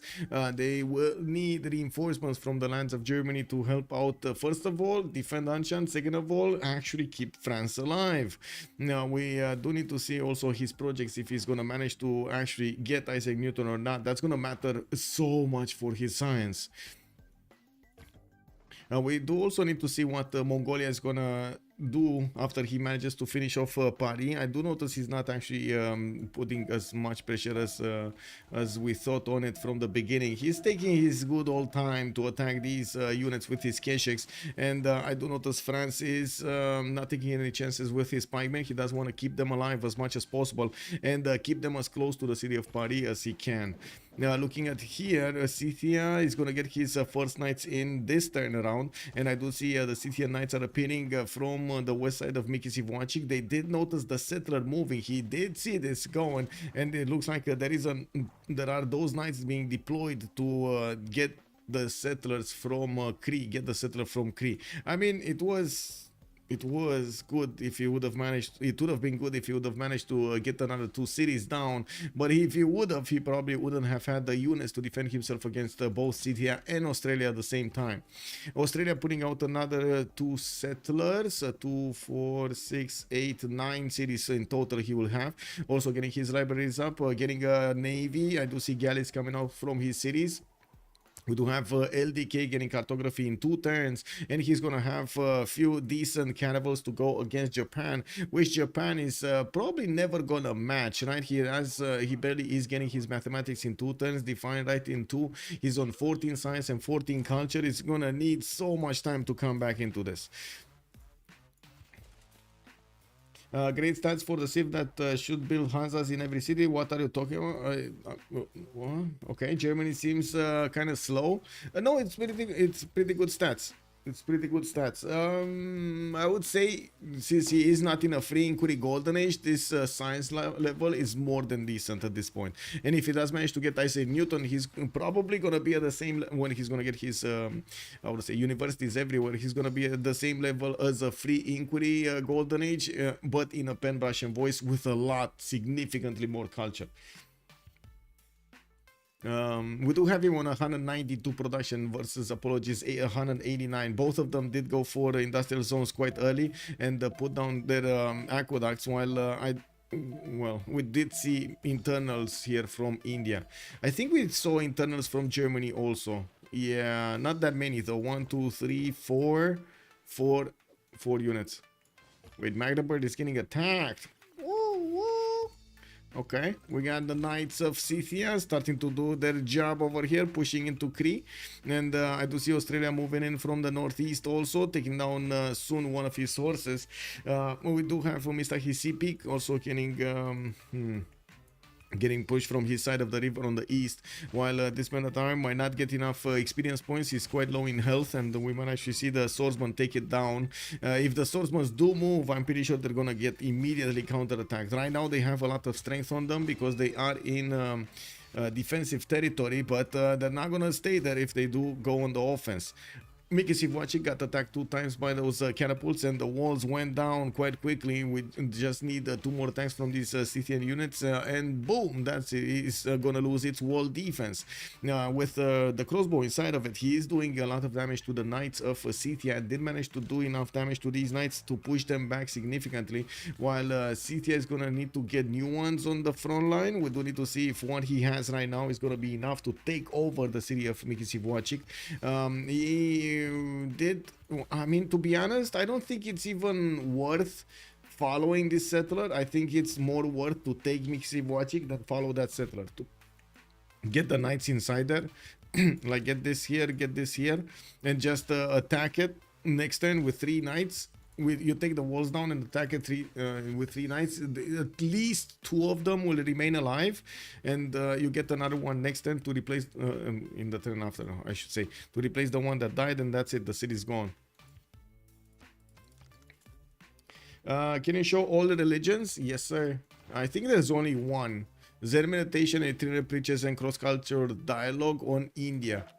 And to be honest, I don't think he's getting that much science, but I think he started converting, right? No. Oh my god, he doesn't have a single city converted. He's not getting anything. Oh, he has Yerevan converted to his religion. Yay! Whoa. Okay, we got Anshan over here, of course, mismanaging his knights. It is what it is. We do have also Scythia waiting for Kree to open up here. Looks like he is going to take down the wall defense, and that city can unfortunately not be attacked by 2 knights. He did deploy these 2 to follow up that Kree settler, and he's trying to get in there. Looks like he did manage to get another spot, not bad. Kree is starting to run out of units to defend himself. Yeah, this is the slow demise in slow motion of the Kree Empire. Sometimes it's not about stats. Yes, I agree. Usually it is. I don't know if usually it is, to be honest. It's, yeah, I guess it's an how to say, it's an aggregate amount. Is that the correct word in English? Basically, it's the sum of all of the parts of the empires. It's not only the stats. Everything else does matter also. France will deny Coral because Japan is doing something very important. Well, France is gonna get religion. You think he's gonna get the religion here in the city of Candy? I think he has a problem though. India's coming for him, and I can't believe that Chuck actually let his ally over here get overwhelmed. It looks like India is not gonna spend the time to go against Anshan, and France is gonna get attacked by Indian horses. He's trying to put these horses immediately in the front of that city center and trying to get the walls, but not enough production. We do have Chuck trying to get these horses out from his cities, and in the meantime, I guess, well, he's getting more traders. He did manage to recruit a free trader and did get Newton. Another free trader and Newton. Well, to be honest, even if they lose France over here, I'm pretty sure it's going to be tied with a 3-3, and then I'm pretty sure also Japan is going to be taken down, as in at least the coastal cities. So we do have a navy, a working navy for LDK. He's already on 2, 4, 6, 8 of these galleys. It's more than enough to go, 9 actually, of these galleys is more than enough to go for the offense, and by the looks of it, the Scythian units are making headway against the capital city. They managed to push out all of the defending units of Kree from around Mickey Civ6, and they're following that settler towards the south. Yeah, they just cut him off. We do have also to see those catapults repositioned to attack Mistahi Sipik's walls, while I do notice Scythia is going to put a few more cities over here. He's going to also get Terracotta Army in Fortens and going to go for intelligence agency. We do need to see his how to say, his readjustment of the strategy after he does manage to take down Kree.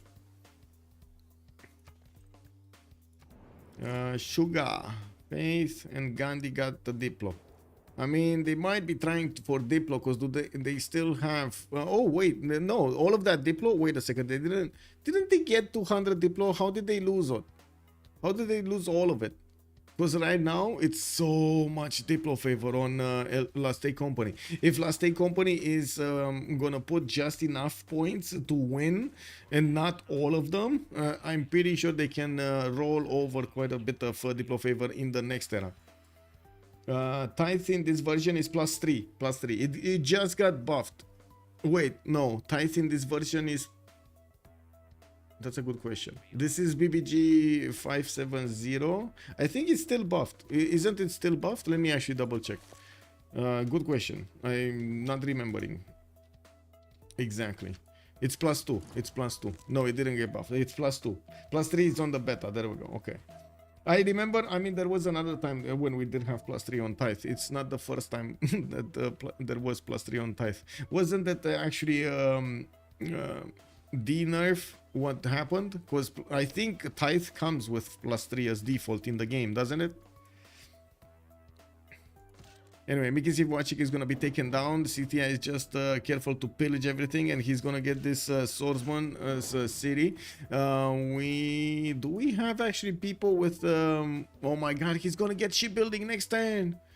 He's gonna get shipbuilding next turn, but he actually needs to hard move there. Can you imagine? And then, of course, it's gonna be a ticking time clock until they need to take down Mr. Hisipik to not allow here the escape of the Kree Empire. Well, we do have Germany being pushed off from defending Candy. Expli is not having a great time here, and to be honest, it doesn't look like they have the gold to invest that much into him. But he does have 200 gold on his bank. I wouldn't be surprised if he's gonna get another horse over here so he can put it on the snow tile. He needs to do it, otherwise these horses are gonna get in there, and if they do get over the river, he's gonna get overwhelmed extremely quickly. These horses are only staying alive because they are across the river. That's the only thing. And I do notice Shark here, 125 science, 168 culture, scaling extremely quickly. There we go. That's the horse buy. We will see him put a waypoint so he can get the shift enter immediately next turn. We do have more traders coming around from Germany, and I do see more settlers for the sake of cities here getting big, getting wide and big. The capital city of Kree has been taken over by Scythia. The armies of Australia are banging on the doorstep of Mr. Hisipik, and I do see the settler is trying to get out of. Wait, he's actually trying to go on the 3-3. Don't do it! Man, if he gets there, he's dead. If he does manage to get like shipbuilding next turn and actually gets into the water, that might be fine. That actually might be fine. But of course, he's still gonna lose his Mr. Hisipik city before he's actually gonna get somewhere useful to settle. I think he might just be settling though. Is he just gonna settle? Oh well. It is what it is.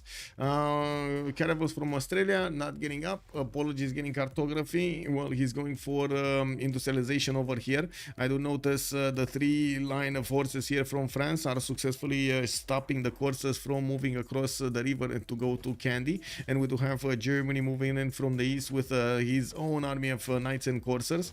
Now we do need to see if that's that city, by the way, Anshan, is still being picked off here. The catapult is about to die, but it doesn't look like the Indian units are able to take it out. And I gotta say, this is actually giving Chuck quite a bit of an advantage, especially since India could not manage to take out France. It would have been a significant advantage if they would have managed to take out France instead of taking down Anshan. But since he's not managing to do either of them, he's just prolonging over here the bonuses for Chuck from Anshan.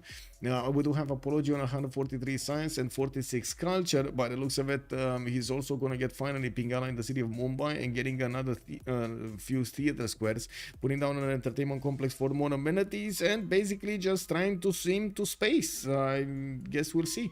We did have also Mongolia finally finishing off the city of Paris, while he's going to get quite a few cities to settle. He already has one turn away from Terracotta Army in Korakoto. He's gonna have a level 1 spy turning into a level 2. Oh, he never got Victor 3rd. But wait, Kurakoto actually has Victor in here. There is no way he actually put Victor in there without having Victor 3rd. How is this spy not having Victor 3rd? Oh, he got intelligence agency, that's why. Okay, well that's a big boo-boo. And I really hope he actually got a spy before. Did he? Oh. Was this a misclick? Was this a misclick, guys? Paris has fallen. What is Mongol units doing? They're going to the north slowly. I don't know exactly, but I guess they're spread all over the place, to be honest. It looks like they might be... I mean, what are they gonna do? Tunnel through Germany, jump through the mountains? I don't know if what they can do, to be honest. Like, look at this. See, the only way to get to Germany is through Mohenjo-Daro. That's the only way. It's a one-tile choke. Like it's their whole game. I've watched Trinda and Leash. They are extremely tech focused. Yes. What is the point of India yields with 46 culture? It is not the good sim.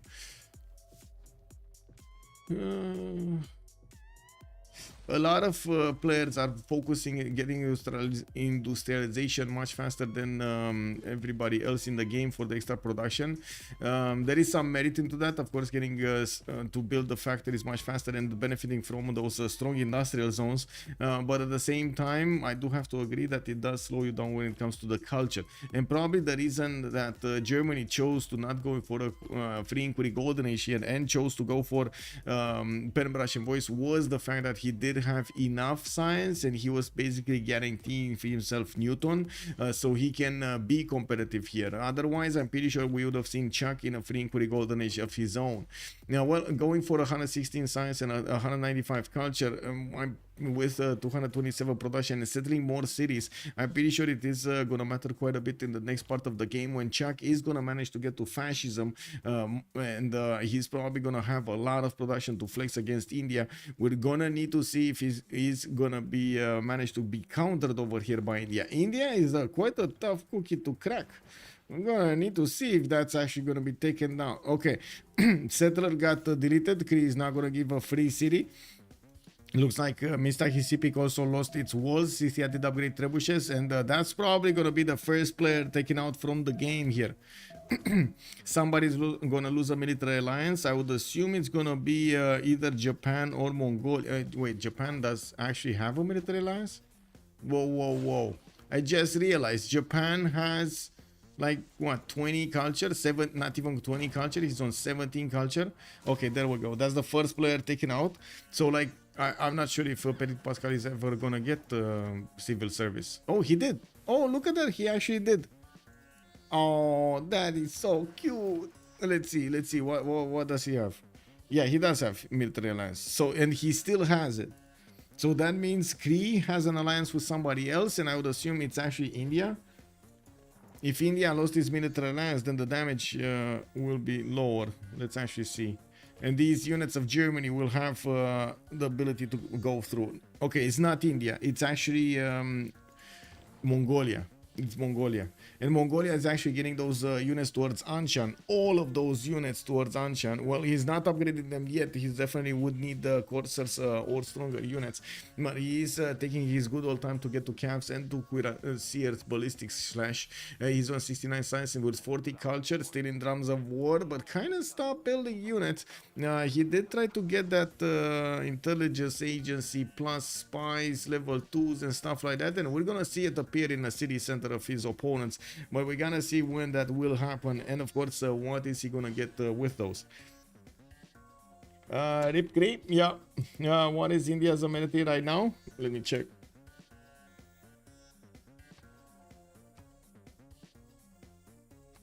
We got +3, we got +3, +3, +0, 0, 0, 0, 0, 0, a few +3s here and there. And on Germany, we got him +3 in Munich. Cologne is +6, Nuremberg is +3, Trier +3. Okay, well, he does have some +6, well, one +6 in Cologne. That's about it. We do have also Holy Side here coming up from Mainz, where he's getting some extra science from also, since he did manage to get Hildegard of Bingen. I do see India did manage to pick up Ibn Khaldun, and I guess we're going to see if he's going to get bonuses from that. Don't think they have that many continents on the left side, right? They have 1, 2, that's it. 2 continents worth of amenities versus 1 continent worth of amenities, basically. Yeah, I guess it's still gonna be an advantage for the Sharks. And now with India, wait a second, I just saw what? Oh, right. With India battling directly the German units, Anshan is gonna stay alive for a little while longer, and we do need to see if Mongolia is gonna manage to get in there quickly enough. We do have Chuck building up his universities right now, and he's gonna start getting another wave of builders to improve the remainder of his land, and of course the new cities, putting down Hanzas as quickly as possible and chopping everything. You know, we do have the caravels of LDK going towards his opponent, towards Japan, which is trying to get his own navy out, but he's only on like 4 galleys, and that's about it, and that's like in 2 turns. We do need to see also universities, privateers coming out from Canberra, more science. He's on 145 science and 77 culture, while it does look like only apology is kind of relevant on the opposing team. We do have a lot of territory for them to use, though. Is that actually going to be something that they can use? I am a bit worried that even with that amount of land, since they did not manage to actually get everything settled already, it's not gonna matter if they're gonna have it. Apology, 180 science with 54 culture, still getting his foreign ministry. And I do notice Arena, he totally ignored the fact that usually, well, you do have a lot of bonuses with India for your religion, but with monumentality and so on. He played it differently, and I can't say it's that bad, but it's totally different than we are expecting India to have, those monumentality eras. Ibn Khaldun with +0, yes. I mean, it's still a deny. It's better that he picked it, even with a deny, right? With caravels, he can control the sea and later nuke India. Yes, he definitely will probably nuke India. So, like, later on in the game, we're probably going to have, first of all, the settling down of Scythia. He's going to try to get more cities out as quickly as possible, and going to close this choke to the south so he stops any kind of Mongolian push. Germany is also going to close this choke between Kandy and the mountains, and then we would see Germany try to go for the well, I'm gonna try to see if he can go for a culture victory, even though oh, wait a second, he just jumped up to 124 tourism.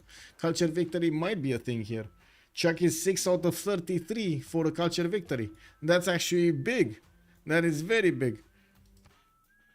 Yeah, look at that. We just had oh my god. Okay, we just because I noticed how little culture it is, right? On the opposing team, Apology chose to go for Inquiry Golden Age, and one of the side effects is you don't add up as much culture as you would if you are in a pen, brush, and voice to the defense, and because of that, your opposing team your opponent might actually go and get a lot of tourism, and that's exactly what's happening.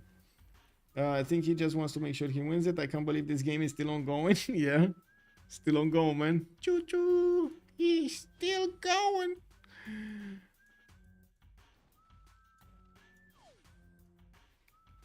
Yeah, what's the fastest competitive culture victory? Turn 30 something. I don't know if it was 36 or between then. I'm not sure if it was like between 35 and 50. Between then, 35, 50. But it was with Catherine Magnificence when its project was actually on point. When the project wasn't nerfed.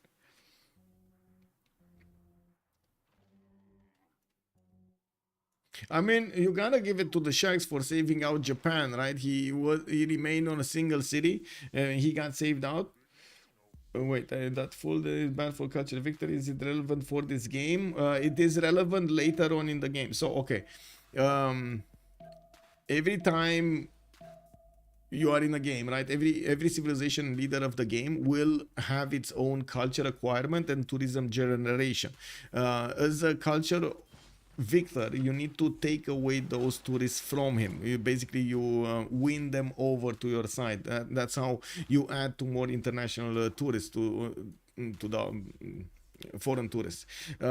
So the longer the game goes on, the more chances a player will have to acquire the tourists, so you can actually take them away from him. So you can put them on the foreign tourists and get the win. If you kill somebody early on, if somebody dies early on in the game, it doesn't have enough time to acquire enough tourists to make an impact.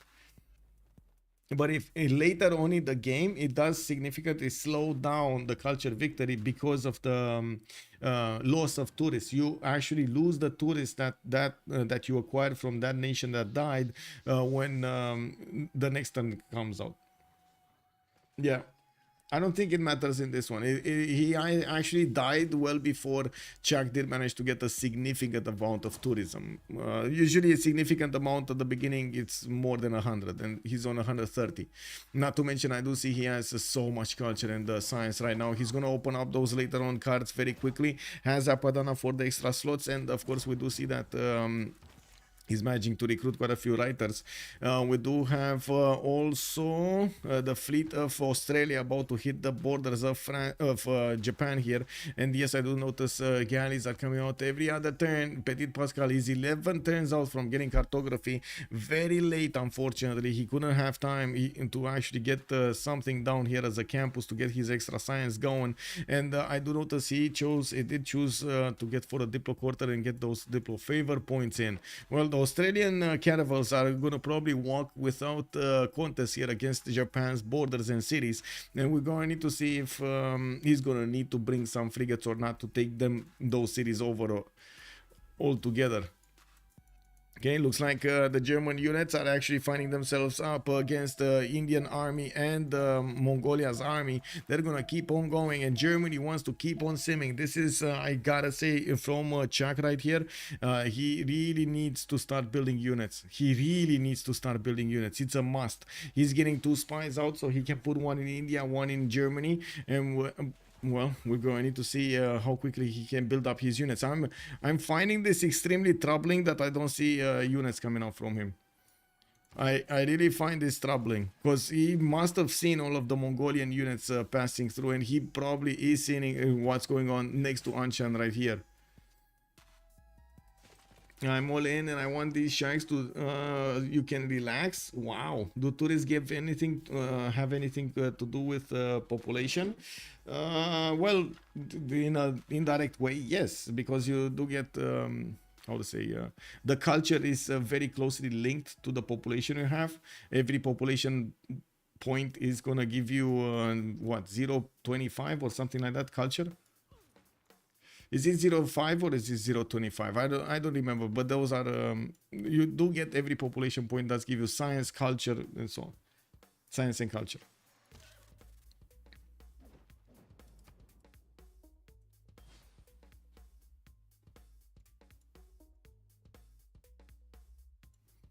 Well, I do see CTI is going to try to take out the cat soon. We do have LDK moving closer to the Japanese borders, and looking at this ancient city, it's about to go down also. I'm pretty sure next turn there will be enough damage from all of these units to take it away from his opponent, from Chuck.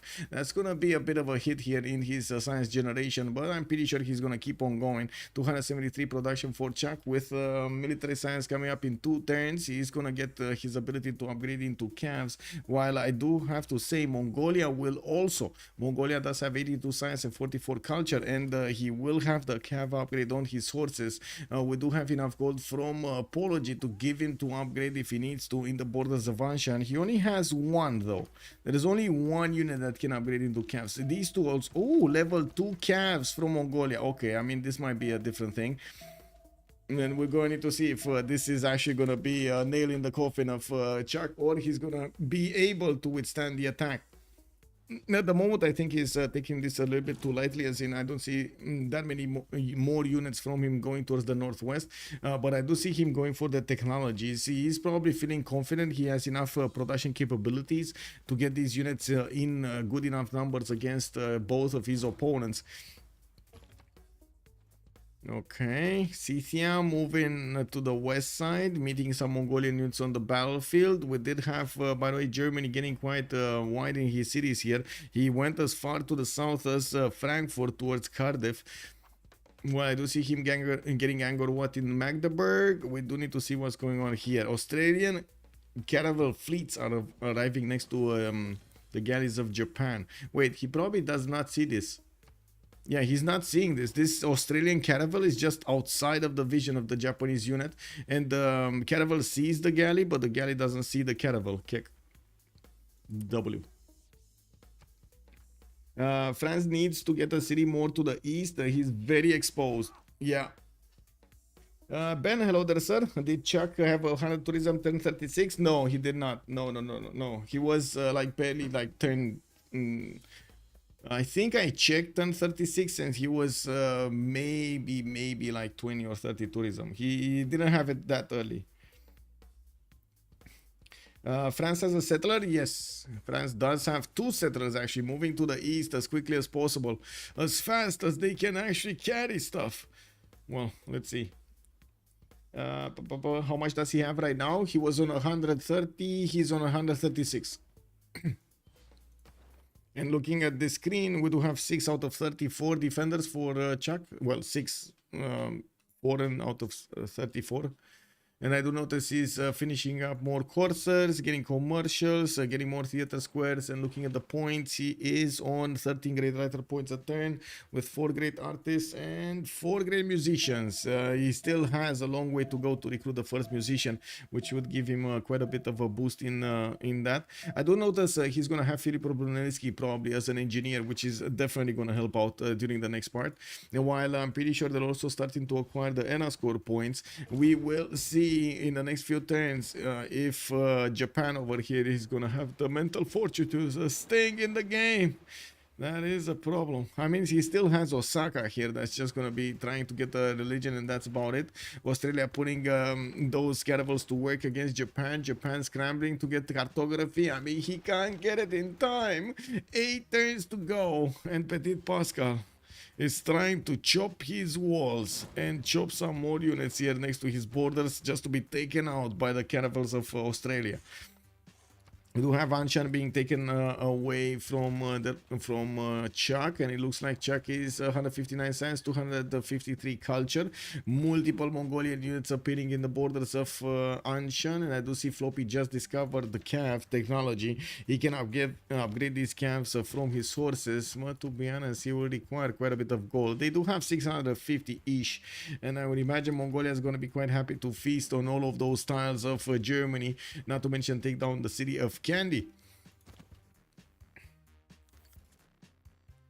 Okay, I do see Scythia also getting the position to the southwest to go towards Mongolia. Even if there is a one-tile choke, if it's not protected, it's not gonna matter.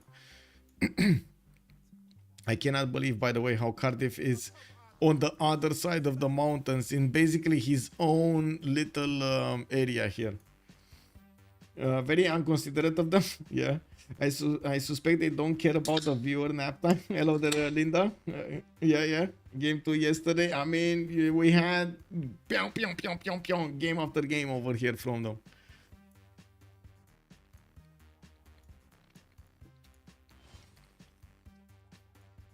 Ooh, so many calves coming out from so many anti-calves actually coming out from Scythia.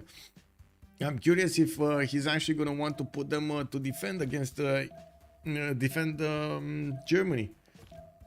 He might do it, but it's going to take such a long time to move all of these pikemen with 2 movement towards their opponents. No one is skipping anyone here. Yeah. I mean, we're having fun. That's the whole deal. It's not we're not on the clock. We're not on anything. They're having fun. And they're trying to, trying to learn also at the same time. You might as well, right? If you are going to be in such a situation that, okay, you might actually lose and so on, you still kind of want to get something out of that time you invested. And learning from your mistakes is definitely going to be one of the ways that you can get better next time and make use of your time better. Oh, we do have an Australian privateer getting here close to the Japanese borders to start shooting down his cities, while Japan is still 7 turns out from cartography. Oh, I do see 2 privateers. That's going to make it a little bit easier. Japan, if it does manage to get to cartography, is going to be slower to get all of these cities down. And we do need to see if Australia is going to manage to punch through quickly. While I do notice Australia in his main territory did manage to put these outback stations almost everywhere. We've got spies coming in from Adelaide and more factories from Geelong. Some of these courses also coming out from the south. I'm actually quite curious what is he going to use them for. We do see he, with the help of the Scythian trebuchets, are taking down the city of Akkad from Mongolia. They definitely want to deny that damage from Mongolia. While Mongolia is sending his units towards the north, he's creeping closer to France and France's last city and Germany's cities. We do have all of these mountains, which I believe they do know about. Yeah, they do know there's a big mountain range and there's only a few tiles that they could go through their opponent's territories, or they could get to their opponent's territory. Yeah, Germany has his own cavs, but they're gonna have a problem. The Mongolian cavs are definitely gonna be stronger.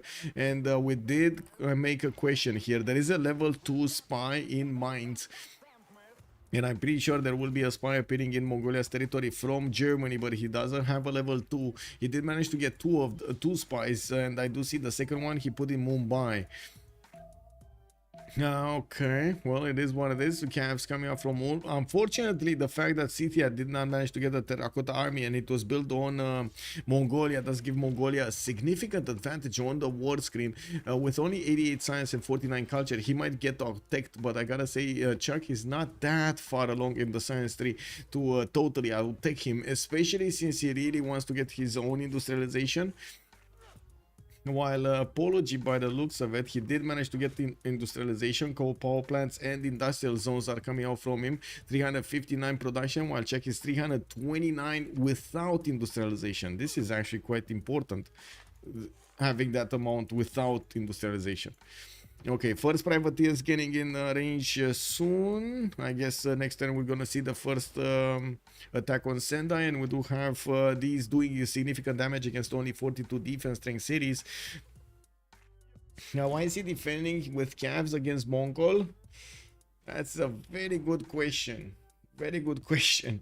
I think it's a combination between them being fast enough to get over there, and there's and his technologies. Probably getting away from all of the foreign invaders. Yeah. Cool Whip, welcome back. Yeah, France is dead. Well, France is not dead. France is here, and he has more settlers moving to the east. There's a big battle going on for the city of candy. I mean, you know, that's how it is. You know, India wanted some candy, Mongolia wanted some candy. France was the only one that had candy, and he didn't want to share. And now they want to take his candy. This is not good. Not good, guys. All in the name of candy. Everything is happening in the name of candy here. LSE is still winning. Well, I guess we're going to need to see about that. The biggest question mark I have is if Scythia can manage to pull through German defenses and slow down Germany enough. Will it matter in the long term? Because if India is going to be overmatched by Australia, well, they aren't getting anywhere. But at the moment, Australia doesn't... Oh. Wait, is this the elusive digger attack? Oh, yes. Oh, yes. This might be the elusive digger attack.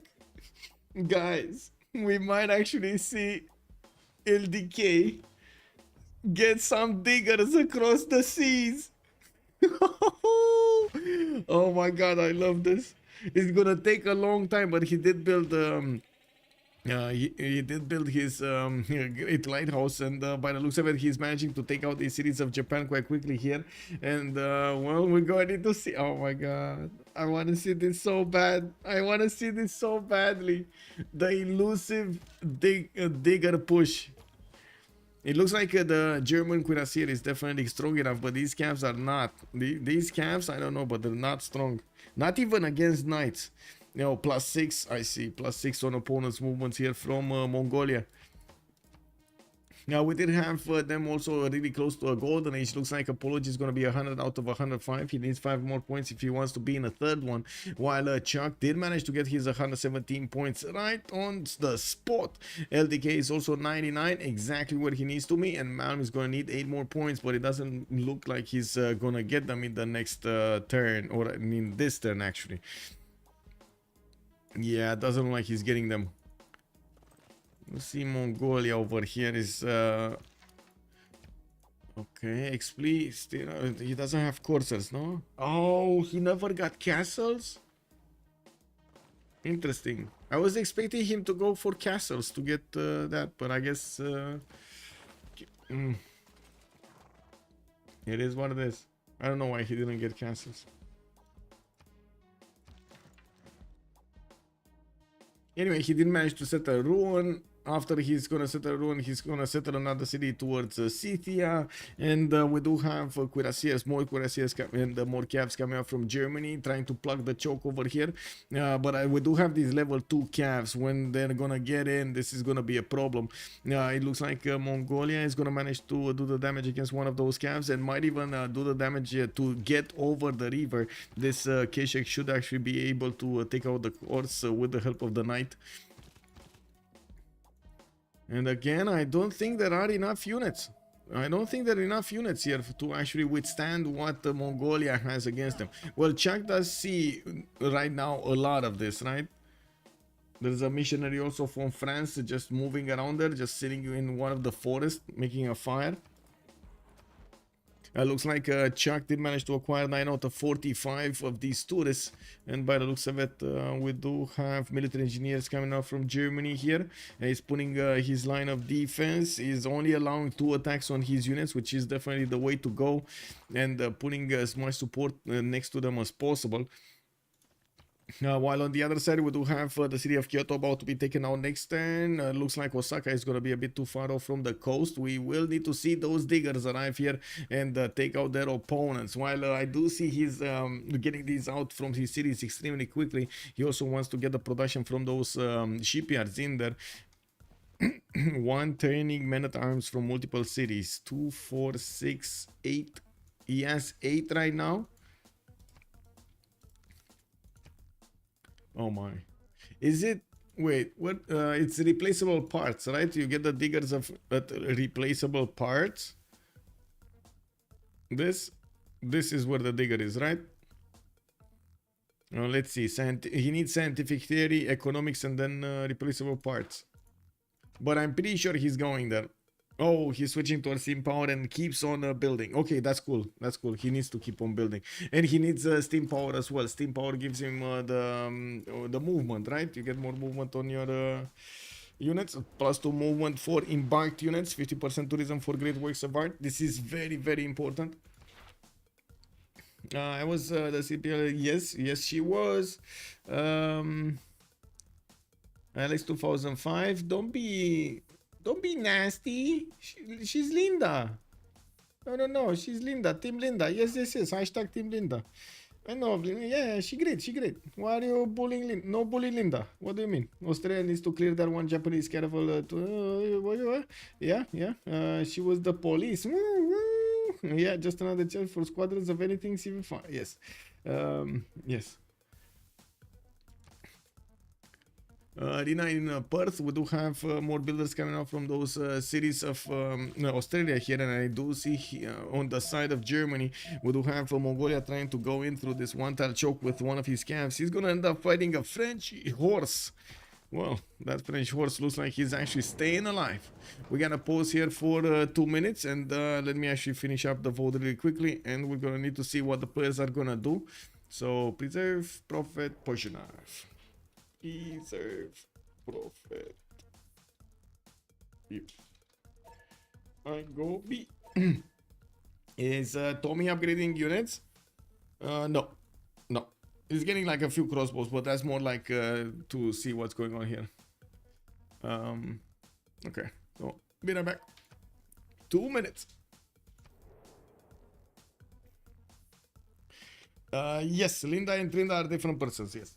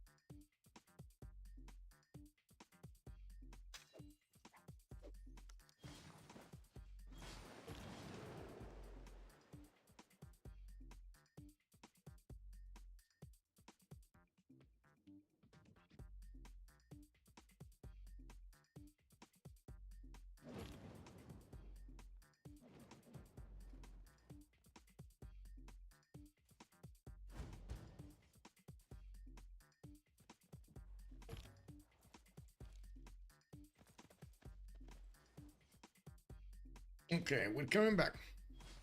He got the game called Civ. Okay, no need to do him like that. That is true. No need to do him like that. The same thing every day. I mean, I also eat a lot of the same things every day. It is what it is. I think we're creatures of habit. It's fine. Let's actually see. We do have Cynthia getting his wall of pipe, and he definitely is afraid that he might have a bit of a problem with so many Mongolian camps.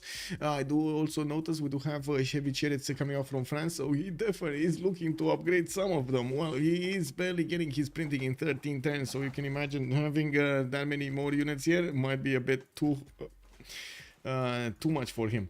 Yeah, we do have also the takeover of Kyoto. The capital city of Japan has been taken down, and Australian units are gonna need to do something to get Osaka. There is another settler here, another two settlers actually are coming out from Japan, moving towards India. Well, I gotta say, India, apologies going for his labs, and he's not going. Oh my god. Okay, I mean, I see what's going on. I see what's going on. They're gonna actually put those units here in Kyoto, upgrade them there, and then move them towards India. How long is he gonna get here? No, wait, this is pre-Steam. He's starting to move pre-Steam, so he will get them in like 3 turns, 4 turns to Kyoto. No, 5 turns to Kyoto. And then upgrade, that's gonna be the 6th turn, and then we're gonna see another 1, 2, 3 to move here, probably 4 to disembark. So okay, that's like 15 turns to actually smash through cities of India. Is India gonna actually have the opportunity to get steel walls before that? Because if he doesn't, and even with steel walls, those diggers might be stronger. Those diggers, you really don't want to fight diggers, especially without steel walls or your own tanks. They even kill tanks, man. Why didn't he settle right west of India for upgrades? Would be cool. Actually, I'm curious if he's gonna do that. There are quite a few possibilities, of course, to use Kyoto over here. He could try to get the city closer to his opponent. We'll see. We'll see. We do have Scythia also pouring through the Mongolian defenses. Mongolia is forced to actually make a defense here to the southeast, and Scythia is going to punch through that one tile cav. We do have another spy coming in, and Mongolia losing Galileo Galilei. He's going to get himself a lot of science. 1, 2, 3, 4, 5 of these tiles for the science. Multiple campuses also coming out from Germany. He is he just lost his defense against the units of Mongolia. Mongolia is pouring through, and I gotta say, at the moment we do not have steel walls on Germany. Chuck is barely getting his mass production going, getting new cuirassiers, getting them to army up. He's arming up cuirassier, guys. Well, that's a very strong unit. Anyway, we do have Pikey shots also getting out, and well, at least he has ballistics.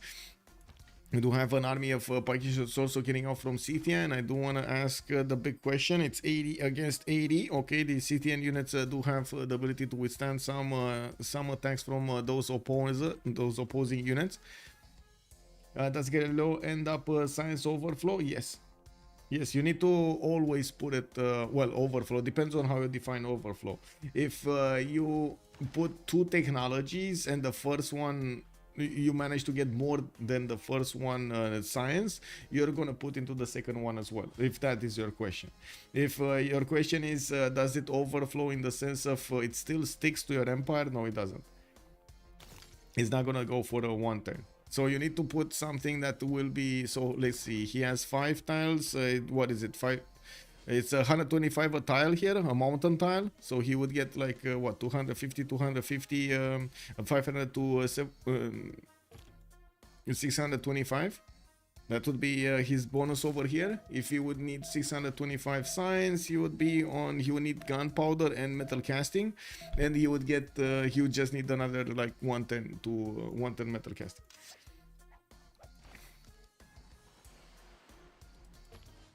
Okay. If I know of whether it's enough just shift click tanks, no need to do math. Yeah, why do math when you can shift click tanks? True. We got Mongolia here getting quite a few military engineers to build up the infrastructure towards the northwest. He was probably preparing to keep on sending resupplies here towards his opponent, while by the looks of it he did manage to capture one of the units of Germany. We do have the Mongolian Cuirassier army getting over there on the front, the German Cuirassier army getting onto the front line and about to be taken down. Actually, these two calves will take it down. Wow, though these two calves will actually take down the German unit, and the lack of preparation over here unfortunately is going to be a problem. We do need to see if Chuck, after he's going to get industrialization, he's going to be fast to get everything he needs to be doing. I do notice he's keeping, is this, oh my god, is this a tile for a spaceport, guys? What do you think is this tile for? This is a flat tile, a uranium tile. Is this tile for a spaceport? Because he's gonna have the unfortunate side effect of discovering at some point uranium, and if he doesn't put the spaceport fast, oh, that's not gonna go well. That is not gonna go well. Imagine having a spaceport on the other side of the mountains, which you cannot protect. He has a cattle tile across the mountain. Where? I mean, that's across the mountains, man. How do you defend that? What do you mean? How do you defend this cattle tile? Yeah, that is like, I mean, don't get me wrong. Yes, it's possible. And yes, I think of it as an option, as a secondary option myself. But how do you defend that? There's no way, right?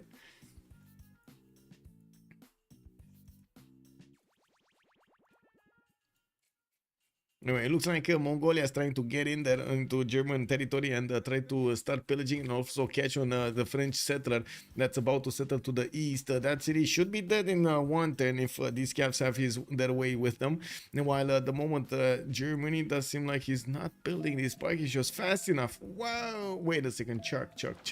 Chivalry, craftsmanship and military first. Okay, so he does have the two cards.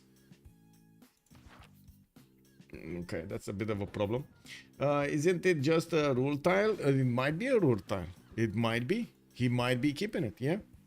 Okay, we got the Pikishos coming in, and it looks like they are doing the damage against the Mongolian camps. They have just managed to take one down, and it does seem like, of course, the first Cuirassier army that Germany did put out on the defense did die, while it looks like he just bought himself another turn for the city of Rouen. No, he didn't. Oh, he did. Okay. Wow, so lucky, man. He's on 1 out of 200. Anyway, he's gonna settle another city here, and he still has the city of Candy alive. I do see Mongolia is keeping up the pressure, and we do need to see if Germany is gonna manage to get to work all of that juicy production. We also need to follow what's gonna happen here. Okay, Arctic Ocean moving to the east. Do we have a settler? No, not yet. Do we have a settler here? No, but he's starting to core up, and now that he did get steam power, did he get steam power? Next turn, he didn't even get steam power, and he got so close. Okay, 12 out of 26. What happened in the Congress? Industrial zones, 100% production towards buildings, earn double points in engineers, and 2 diplo points lost on Gandhi. They just slow him down in the diplo victory. Not that he would have had that many chances, but I guess it is what it is. Yeah, we also do have the packages with a decent amount of damage against these Mongolian camps, but it is better for Scythia to keep on attacking because Mongolia doesn't have the spy in his cities for an extra +6. So these Scythian units are definitely much more capable than the units of Germany to withstand attacks. We do have also coal power plants getting 110 over here in the cities of Germany. He did jump up to 468, and that's before he has a single factory. You can imagine he's gonna get a lot more production than Apology when he's gonna finish everything. Apology already has factories and coal power plants in some of his cities. Also trying to get Rural Valley in the city of Calcutta over here, 5 turns away from finishing. He's getting spied on by one of the Scythian spies. He's getting spied on by Scythia. Scythia is also managing to pour through the defenses of Mongolia. Looks like that choke wasn't plugged properly. And yes, we do have knights that will turn into cuirassiers soon for floppy. That's gonna be a stronger unit than Scythia can actually handle, but again, it's gonna force also Mongolia to deploy a few units to the southeast and not keep on going towards his opponent Germany here. And Nantes got placed. We do have India figuring out where it is, and I do see he's trying to get Candy here. Well, Candy's gonna remain alive for another turn. Scythian units, coupled with the German units, building a line of defense against Mongolia. We do need to take a look at the economy here. We do have Apology on 160, Floppy using 33 of that, while Petit Pascal is down to 14. He is gonna get some walls, and by the looks of it, he did settle another city, Shizuoka, which is gonna settle another one over here to the east. Still no settler from Australia. And these units are definitely not, I mean, I'm pretty sure we won't see him actually going with men-at-arms. Like that seems like very bad to me. I don't think he's gonna go for men-at-arms. He's going, okay, he's going economics. I'm pretty sure this is a digger attack. If there would be a chance for a digger attack, I'm pretty sure this is it. We got another digger core, 2, 3 digger cores, 4, 5, 6, 7 digger cores. Okay, 7 digger cores possible.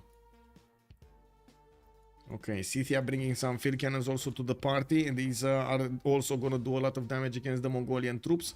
And it looks like we do have the defense starting to take shape.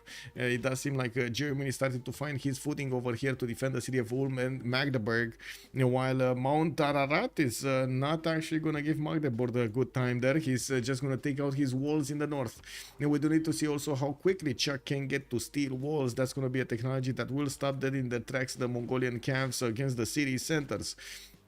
I do see he's getting refining next turn, while I'm pretty sure still is going to be just 2 turns after that. 221 science and 200 culture. This is well, him in a reform the Coin Age Golden Age with 224 gold a turn, when LDK is making 242. They never actually made, by the way. Oh, they did. They did, but in a different way than I was assuming. Okay, they're getting Tolstaya to well, they would have gotten Tolstaya if they would have coupled their economies together a little bit later, but they didn't, so it is what it is. Okay, more gold. Any first movers here? Looks like Dante is getting attacked. More Cavs are getting in. They're trying to take them down, and Germany is moving in for the help, with Scythia also dealing quite a bit of damage against these Mongolian camps. They did manage to take Mogadishu, which is kind of a bad problem. LDK, whoa. Okay, never mind. LDK has it. Never mind. That's Australia. I thought India did get that one, but no, it's fine. They can't get into the borders of Mogadishu. They can't even attack into the units of the border of Mogadishu, unless it's Australia, which of course, well, Australia is not there.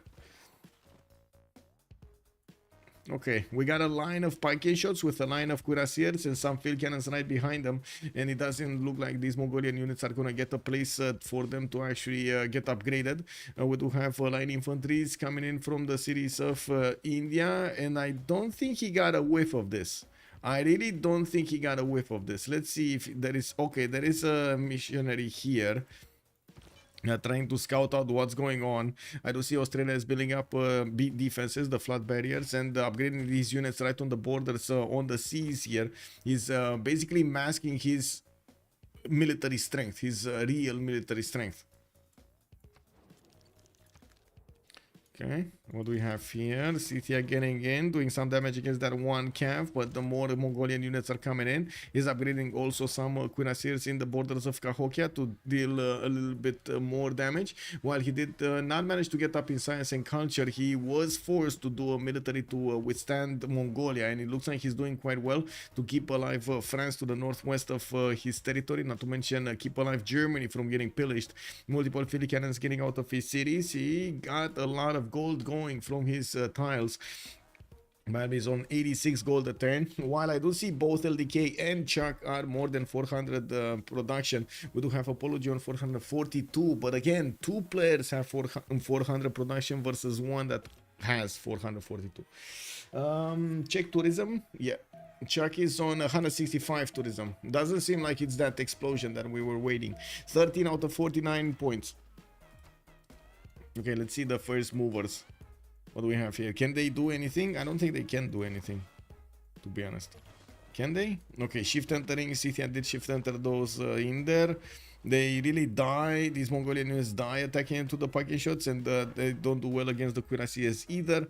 We do have the field cannons also starting to do significant damage. They push back one of the generals, and I think that was the general for exactly the calves. That's basically attack over of Mongolia here. He's just gonna chip away damage at these parking shots, and that's it. Man, look at these K-Sheks. How strong these K-Sheks are even against parking shots. Unbelievable. Anyway, we do have cuirassiers here coming out from more cities of Germany, and we might actually see Germany starting to reassess his position and try to go for a tank attack rather than anything else. He could actually try to go against India here and catch him by surprise. Well, actually catch him by surprise. He would have the tank attack against India at the same time as we would see diggers disembarking from this territory. I'm very curious what Czech will do, though. I'm very what LDK will do with the diggers. Like, I think the biggest brain attack would be to go against Delhi and Madurai with the diggers, but looking at where he's putting the men-at-arms, we might see him choose to go against the Japanese cities and maybe even liberating some of these cities, which would significantly slow down any kind of victory. Well, I guess it's still gonna put pressure on their mental capacity. And since one of the chances, I would say, one of the only chances of DSharks here was to actually put enough units against Germany and enough units against France to take out his last remaining city, and basically create a big problem for Germany to feel uncomfortable and not be able to keep his tempo high. While LDK did manage to get a lot of science of his own and a decent amount of culture just as apology, Chuck does manage to get not only the science but also the culture, and he keeps his border safe with the help of Malm that sacrifices his science and culture to do this, and of course be as obnoxious as possible against Mongolia and keep alive his ally over here, Nantes. It looks like the Mongolian army that was their I would say the last hope is not managing to push as they would like to push. And it looks like those two K-Shakes that I was really admiring just got taken down. There are another 4 of them here. Wow, 4 level 2 K-Shakes. That is very big. Yeah, that is, I mean, it is what it is. They're just trading units, but Mongolia does seem like he's gonna have a hard time to keep those. Okay, diggers. You know, casually 88 strength against India, you know, casual 88 strength. That's not even a core, by the way. And what is the other one? Come on, he needs to upgrade a core. Guys,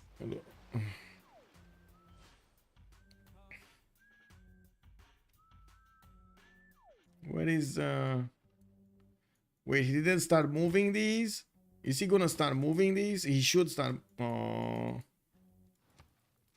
Okay, I think that master plan that I was thinking about is not gonna happen, guys. I think Osaka is gonna be the one that's gonna get it, and then he's gonna go towards these cities here instead of going for the all good attack against the core cities of India. Oh well, it is what it is. Okay, more units here. In the lands of Australia, we do have basically him finishing off all of the tiles with outback stations, getting him the extra production in there and some food on those plains hill tiles, on place tiles. So we do have some water parts getting out, so he can get that nice and juicy amenity in there. And 91 strength. Yes, does Australia waste time on Osaka? I think so. I think he will, and this is disturbing to me. I mean, I guess we'll see next time. We'll see next time. Maybe he's not. I don't know. We'll see next time. By the looks of it, how he's positioning everything, it is here, because he wouldn't have needed to disembark these diggers if he didn't want to do something on the land with them, right? He would have just needed to put them here. And these diggers, guys, these diggers are stronger of their own. They basically are gonna catch Apology, not only with his pants down, he's even like caught in one of those weird acrobatic positions that he can't get out without help. It's that bad if those diggers actually get to disembark there. On Bordeaux for the Australian bonus? Yeah. I guess he will want the liberate, right? He wants the liberations. Yeah, I mean that's big, definitely big if he does manage to do that. Okay, looks like Japan just saw the diggers. He's not gonna like that. We got sanitation coming up from LDK. These diggers do manage to have the movement speed to go to Osaka immediately, and by the looks of it, using those rows, they're getting in there, upgrading more, and well, it looks like Scythia did manage to get a level 2 spy. We got planes from Madurai here in 2 turns. We do have also Scythia, Mongolia upgrading some units in Anshan, some field cannons here, and of course some cuirassiers, but still he's getting pushed out from doing anything against Germany. Yeah, German cuirassier armies are starting to appear in the lands of the German Empire. While I do see encampment training projects are coming out, he's also gonna get the zoos for more amenities. Just recruited at a Lovelace, not that it's not important, and it doesn't seem like in the scientist screen anything is happening. Merchant screen, did somebody get Mary? Is there Mary? Is Mary here? I don't think she is. I think she went out the door.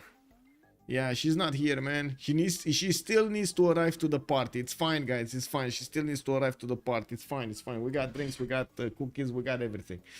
Congress, industrial zones 100% production. Great engineers double the points, and Apology is gonna lose 2 diplo points. LDK Gandhi goes still soon. I mean, yeah, the second Gandhi got a whiff of that. He's gonna be prepared, or at least he's gonna try to be prepared. Oh well, it is what it is. Australian diggers are gonna probably make quick work of Osaka, while I do see a few diggers are moving towards the north. They're gonna take quite a bit of time to get to Shizuoka. They might actually try to clean out Japan, but to clean out Japan they might actually need to get a bit too close up and personal with the Mongolian cities, which are very much inland. We do have some units from Mongolia starting to defend his east, building some more, getting his universities out, and trying to get that science working, but still with only 100 science per turn. Chuck did manage to get 250. Apologies 313. I don't think he got research labs yet, but he did manage to get his sewers out. That does mean more amenities here in his city centers. Very good to keep his people happy. Remember, he did manage to get the Khaldun guy. The Ibn. No still for Gandhi. I guess diggers can make it. Yeah. No. Diggers not making it. Diggers not making it. Wait. He got... Oh, new diggers.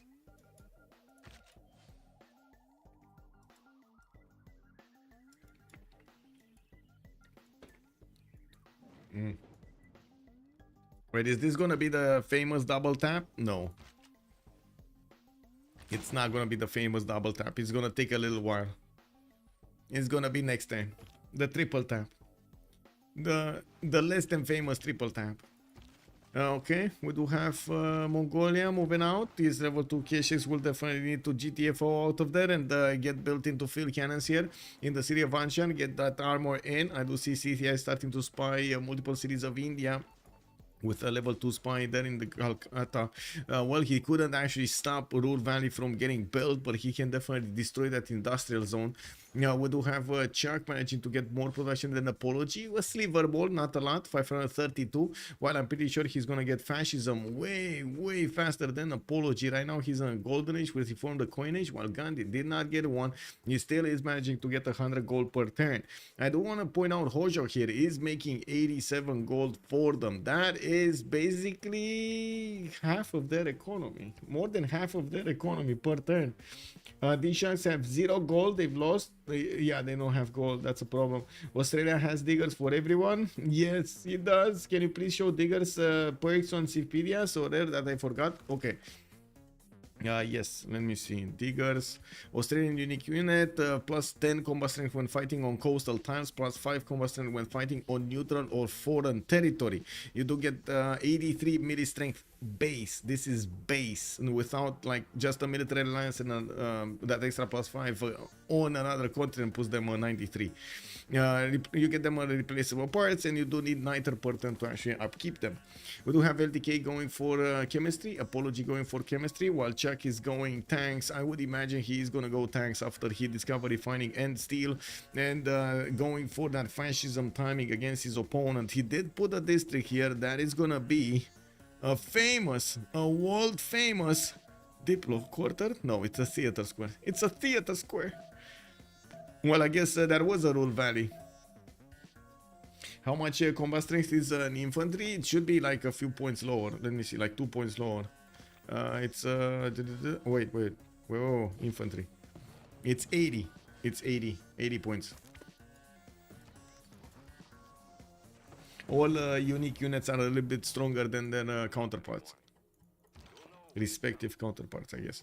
Anyway, Cynthia managing to push out all of the units of Mongolia, took care of the one next to Mogadishu, and now they might be working on taking... never mind, they're taking back Mogadishu? Did they declare war on it? Yeah, they did declare war on it. They probably really needed to get into that borders. That was the only way. Cisco, hello there, sir. Yes, big game. Hey, did you install that game? Did you get that thing? Are you vroom vrooming right now? Are you actually vroom vrooming? No, you're not. I know you're not. It's really remarkable how they're refusing. Yeah, I mean they're putting they're putting stake to the test here, and we do need to see Australia getting into the borders of Bordeaux, which I gotta say is not that far away from getting steel, but it doesn't look like he's gonna get it in time to stop these diggers from taking him down. And we do have Australia also sending those towards Shizuoka, using the roads to actually get in there. There is a line infantry that is gonna try to stop them, but this one is just gonna die instantly. Guys, this is 109 strength. This is basically a tank. And he's not even on the coast, and it's that much.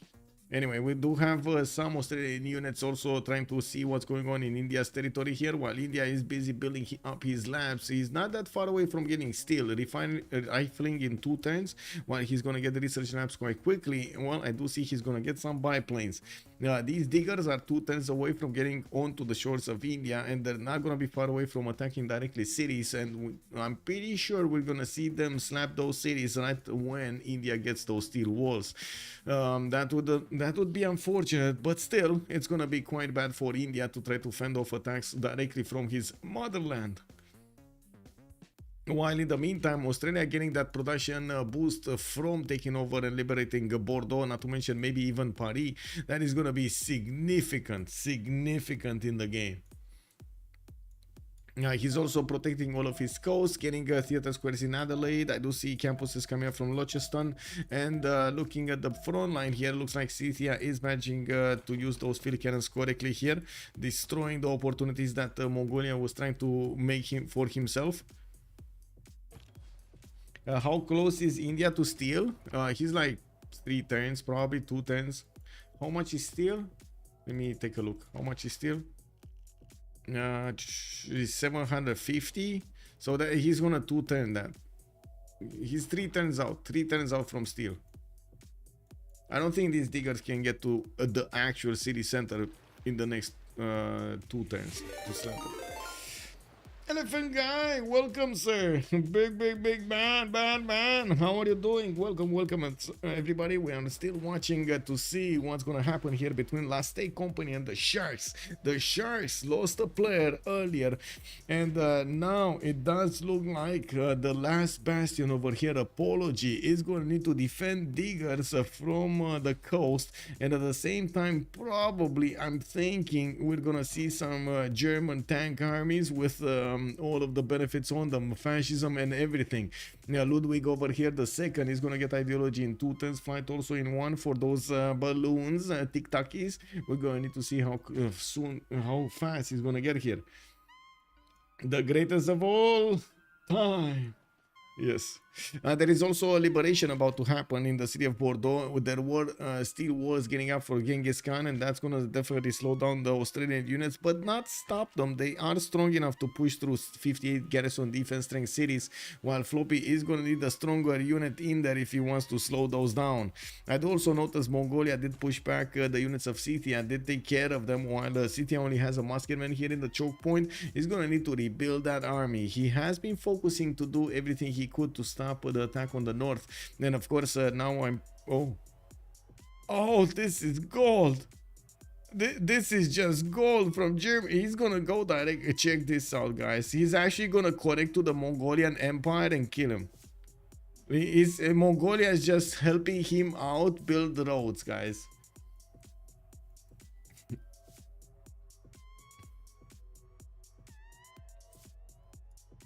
Yeah, we should refrain from actually making comments like that, and it's kind of frowned upon on in the community. Just saying, man. Just saying.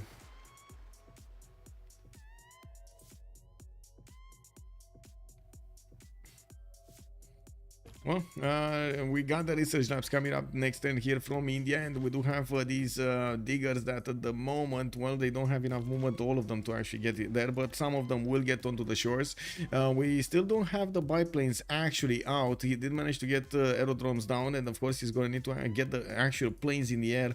First one in Ahmedabad, he might actually use it to close the choke point here, so he doesn't allow these diggers to get in. Now these diggers are significantly stronger than the infantry, so we do see them on 97 against 88 on the same level. If you do get the core there, well, that's 113, and that infantry is not gonna know what hit him.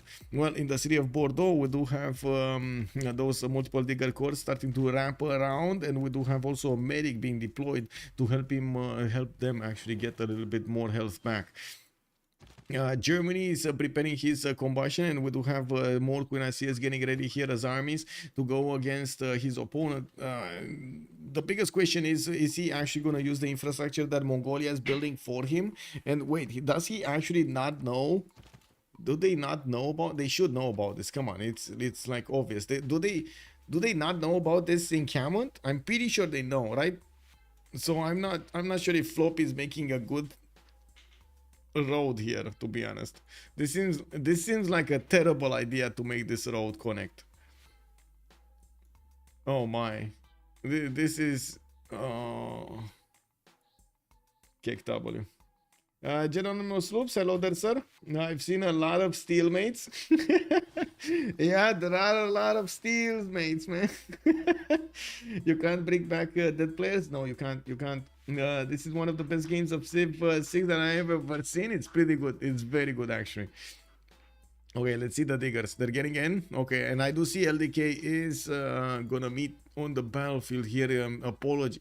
Wait, Apology went refining first? Oh my god, he did it again. But still, these diggers are not gonna get there. Yeah, there's no way they're actually getting in there in the next 2 turns to hit the city. So he has time. It's fine. He has time. Okay, another one walked in. This one can't caught up. Well, I guess we'll see how this goes. And also how fast Bordeaux is gonna die. If it's gonna die.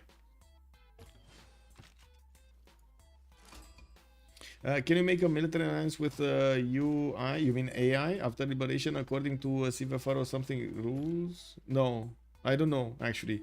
In the there was actually, I remember something about this. Wait, give me a second. I don't know in the CivFR Squadrons how it is. In CPL there are a few mentions about this, but you cannot make a deal. No, you cannot make a deal with you shouldn't be able to make a deal with AIs. If I remember correctly, if somebody gets out, you might be able, but I need to double check that. You might be able. I know there was a discussion and like a few arguments pro and I more remember the discussion than the actual result of the discussion. Give me a second. I can find that out for you.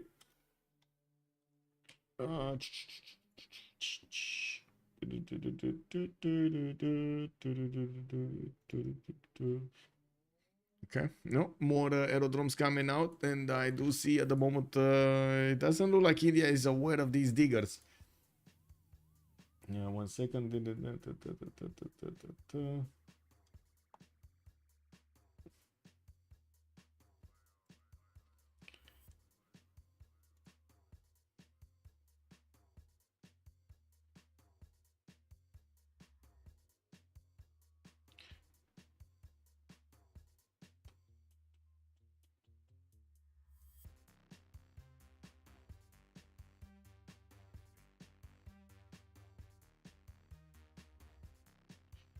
Yes, it was allowed. Okay.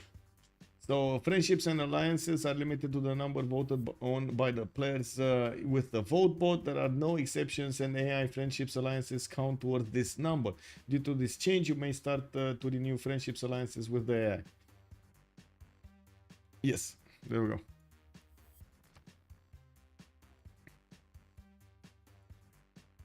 Okay, Scythia getting a little bit more towards Mongolia. Looks like we got the tank armies coming in, and it's just 110 for this military engineer to connect the road of Mongolia against Mongolia. Guys, he's actually gonna tap the city of Choir next turn.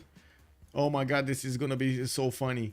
We got the German tanks getting onto the roads of Mongolia with the help of the Mongolian units, of the Mongolian military engineers. Looks like Bordeaux is about to be taken out as well. We are 2 turns away from seeing more strength there. And Delhi is down. Oh my god. Well, Delhi is going to get steel walls next turn. He's going to get steel walls, man. These Australian desert diggers were 1 turn too late here. Anyway, this is massive, by the way. The fact that he's pushing him so hard in his capital, even if these diggers don't take a single city center, this is way too much for India to handle. He's going to need to start building up a military to clean these up, and in the meantime, all that these units are going to do is eat resources here and also slow down Apology, in which definitely cannot slow down. We do have Germany getting significantly bigger. He's getting multiple tanks out every other turn, and I do see Scythia is putting that army to the west side, getting planes up in the air, and of course Scythia going for his helicopters. I'm pretty sure Chuck with his 659 production is gonna do amazing. And look at LDK go! He just liberated the city of Bordeaux and jumped up to 783 production, 419 science and 120. He's probably very happy to 1 turn or 2 turn most of everything in his cities.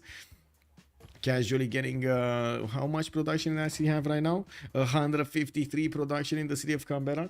There's not even a magnet city. Gandhi heart rolling. Look at his tech. What? Gandhi is steel.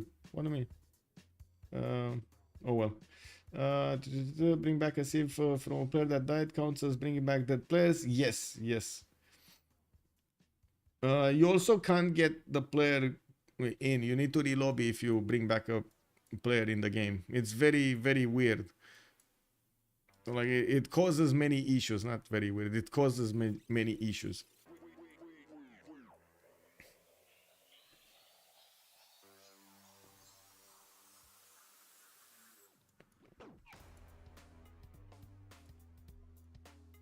Whoa, Sean Lobardo, Lumate. Oh my god. Hello there, guys on YouTube. How is this happening? Brotron, hello there, sir, and welcome. People still believe in the Sharks. They do. Also, to answer Broton, this was a best of 3. Yes, the first 2 games were played. The one was played yesterday, and another one was played a week ago. Also, Lumat Lex was calling out the delete horse to attack. Yes, it looks like Sean Lombardo was curious if no CC. No CC. Pablo, hello there, sir, and welcome. Who got deleted? It was Cree over here. Wasn't that people? I think that was people. Oh man, he got. I mean, that was quite a problem. Anyway, it looks like the city of Delhi is still gonna receive the wrath of these diggers, and by the looks of it, these diggers do have the power of attack against Delhi. Even if that city is 81 strength, these diggers are significantly stronger, 98 and 100 something over there. While I do notice these diggers keep on moving towards the city of Paris. Japan is trying to get out of there with another one of his settlers. Or Australia has been putting the damage on the city of Shizuoka, but I think he's more interested in actually doing Oh, wait. Oh, right, and I'm sorry. Germany is managing to punch through Mongolia's defenses. Look at that. He just got that railroad to connect these cities. He has encampment on the other side of the mountains from Nuremberg, and by the looks of it, he's putting some planes in the air as well to start hitting these Mongolian units from afar. He's gonna get his radio out next turn, and fascism in 2 turns, allowing him to get a significant advantage. And that's the GG right there. No hope inside. The Sharks are actually the ones that are gonna be made stake by the state company. We're going to need to see, hear them out in the lobby over here, what's going to happen in the post-game chat. But oh my god, Last State Company did manage to put so much pressure, and this was such a big back and forth game over here. And we did have some also juicy seeming things from Germany, from Ludwig. Good to see him back in the games here. Let me actually check with the post-game chat. So Last State Company just acquired the 3rd victory in this best of 3 series. We do have them needing to get into the same channel to GG each other, and of course we actually are missing a player here. People did not come back. He probably went to sleep. It is what it is. Semi-finals of the CivFR Squadrons.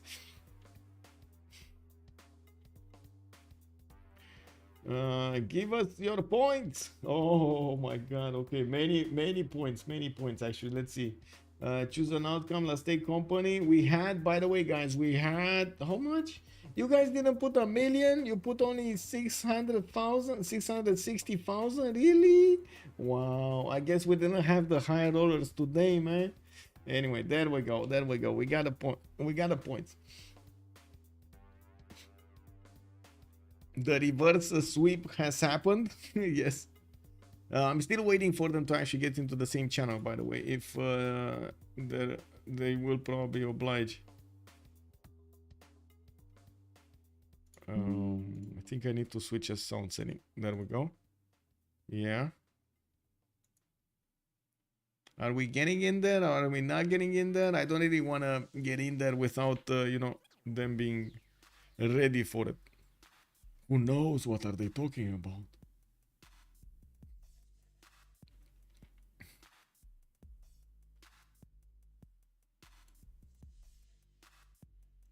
There we go. That's what I'm watching now. Okay, there we go. GG, well played. GG. Man, hard game over there, Petit Pascal. Those scouts, man. Those scouts. That's what I said. I made one bad move with my settler. It was finished. My game is finished on this. Yes. Yeah. I think I defend. My defense is okay after that, but too late. Yeah, you lost like 6 turns of a city there. Oh yeah, so it's a lot of science, a lot of prod, everything. Yeah, but still, you know, you kept France busy enough, so Mongolia comes to clean up. Yeah, it's pity because he died. If I play okay, I think he's dead. Huh? But, Yes, I didn't set up anything because I wanted to kill you first. But I think I could have handled a Mongolian horses and died later. But I misplayed the defense. And what did you bring to kill Candy? Scout or? Yes, I early used 2 archer and 2 horses to deny the youth settle on Volcano from India, and then I went north to with my horses to take Candy.